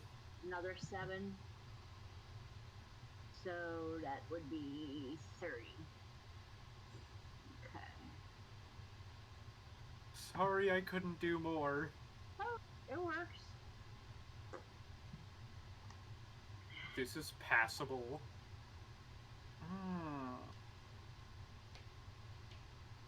I do have a juicy new spell. Jen, did you see the damage that was put underneath of it for cold damage from the whip? All The right. 47. Yeah. So it was like the 21, and then the 47 by itself is. It was a 47 total. Mm-hmm. So the shadow chains that they use, the damage is 94 plus 21 cold damage. The hurled debris is 66 plus 13 bludgeoning damage. But both of these attacks come with an effect called Energy Drain that I need all three to make a fortitude save. Oh. That's not good. 19 plus 6, so 25. Success.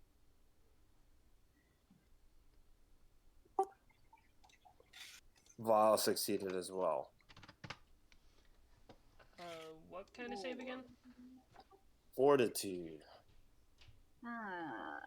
It's not my worst, but it's still not that good. Okay. What damage are you doing? 24. Save. Okay. So no one's affected, which is good. Okay. Intern for the enemy. Toner's out. All right. Toner pops 1 point into photon attunement, and then he Stella rushes over here to this guy and attacks.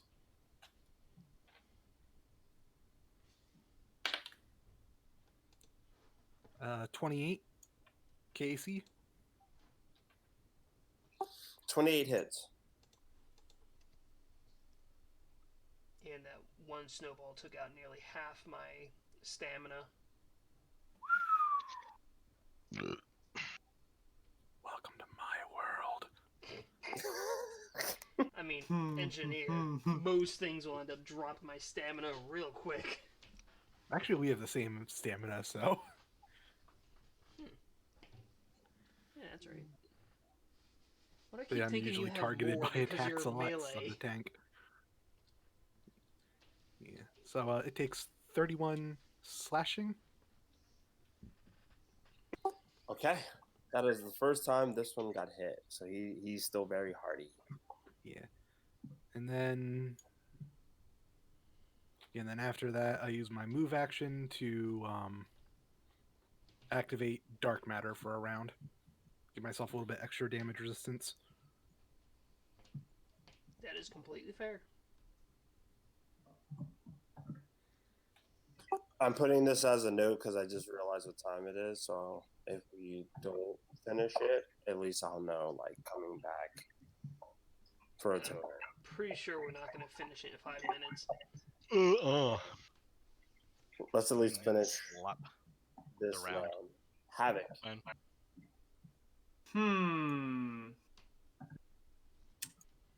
I would like to use... Ooh, I don't know how useful this would be.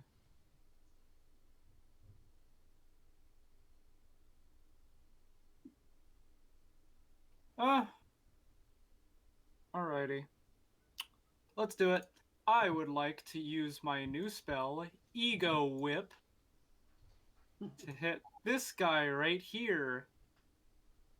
So make a will save. Oof.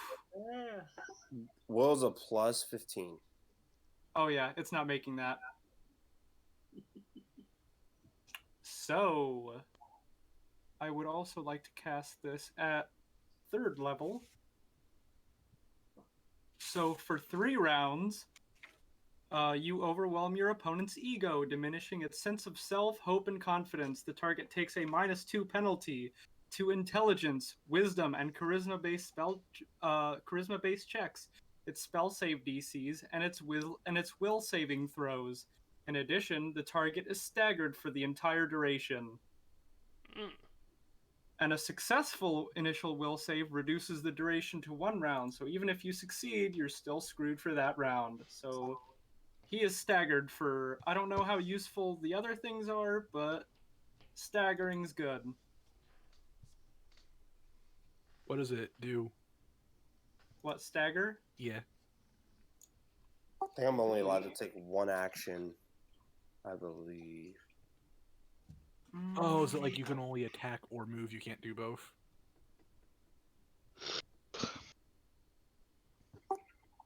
Staggered. You can take only a single move or standard action each round. It can't take reactions, but you can take swift actions as normal.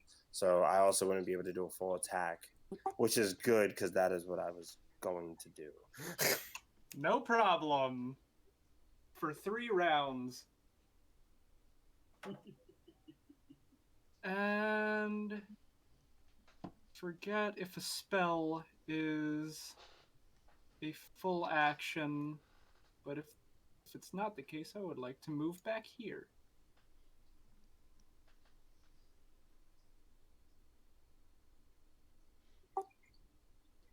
All right. Anything else? Nope. All right, Captain, and then we'll put the game on hold and we'll continue from here. Cool. Captain is going to yeet herself 40 feet in the air.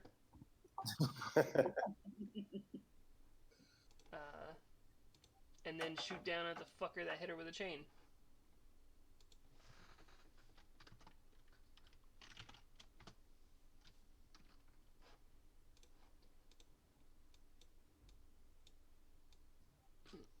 There we go. So, Twitch gets their shot, and then Snow.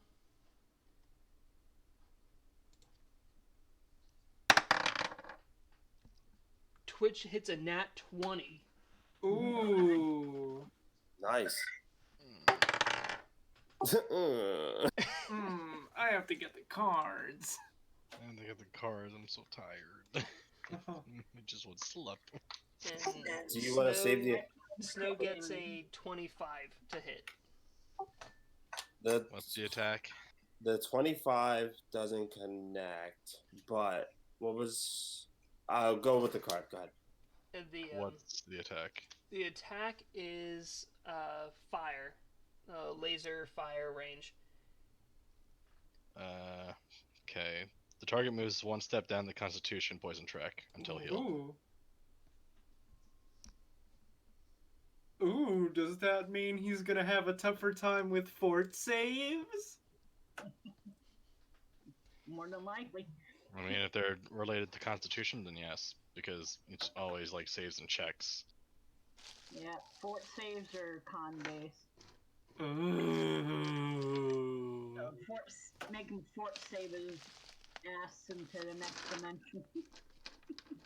Alright, now I'm getting the dice for the 4d10 times 2 plus 11. Or no, with Starfinder the modifier is included with it. So 4d10 plus 11 times 2.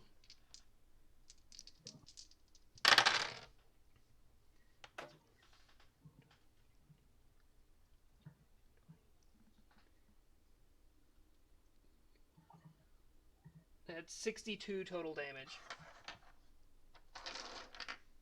Sweet. Still looking hardy, but that was still good. You still have the rest of your turn, right?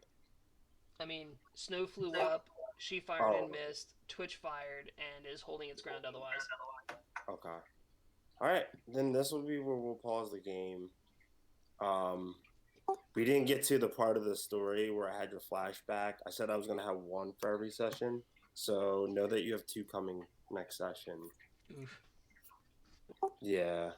That 1 that's going to happen every session, I had it. We would have this fight done and then something later, but we didn't get there just yet, so I'm going to hold it. Fine. But Sorry all right. I was late. Oh no, that was no problem. It was just like once we started, it was just recapping. That was all. We didn't go into combat. It wasn't anything crazy, and the person that you was with, their party died. So Oh. Yeah. So 'tis what it is. Mm-hmm. What it will Is be what it is. is what it is. What it will be. What? I'm making a joke of Fun. Bones. The I horror just movie. remember all the people in my high school saying that.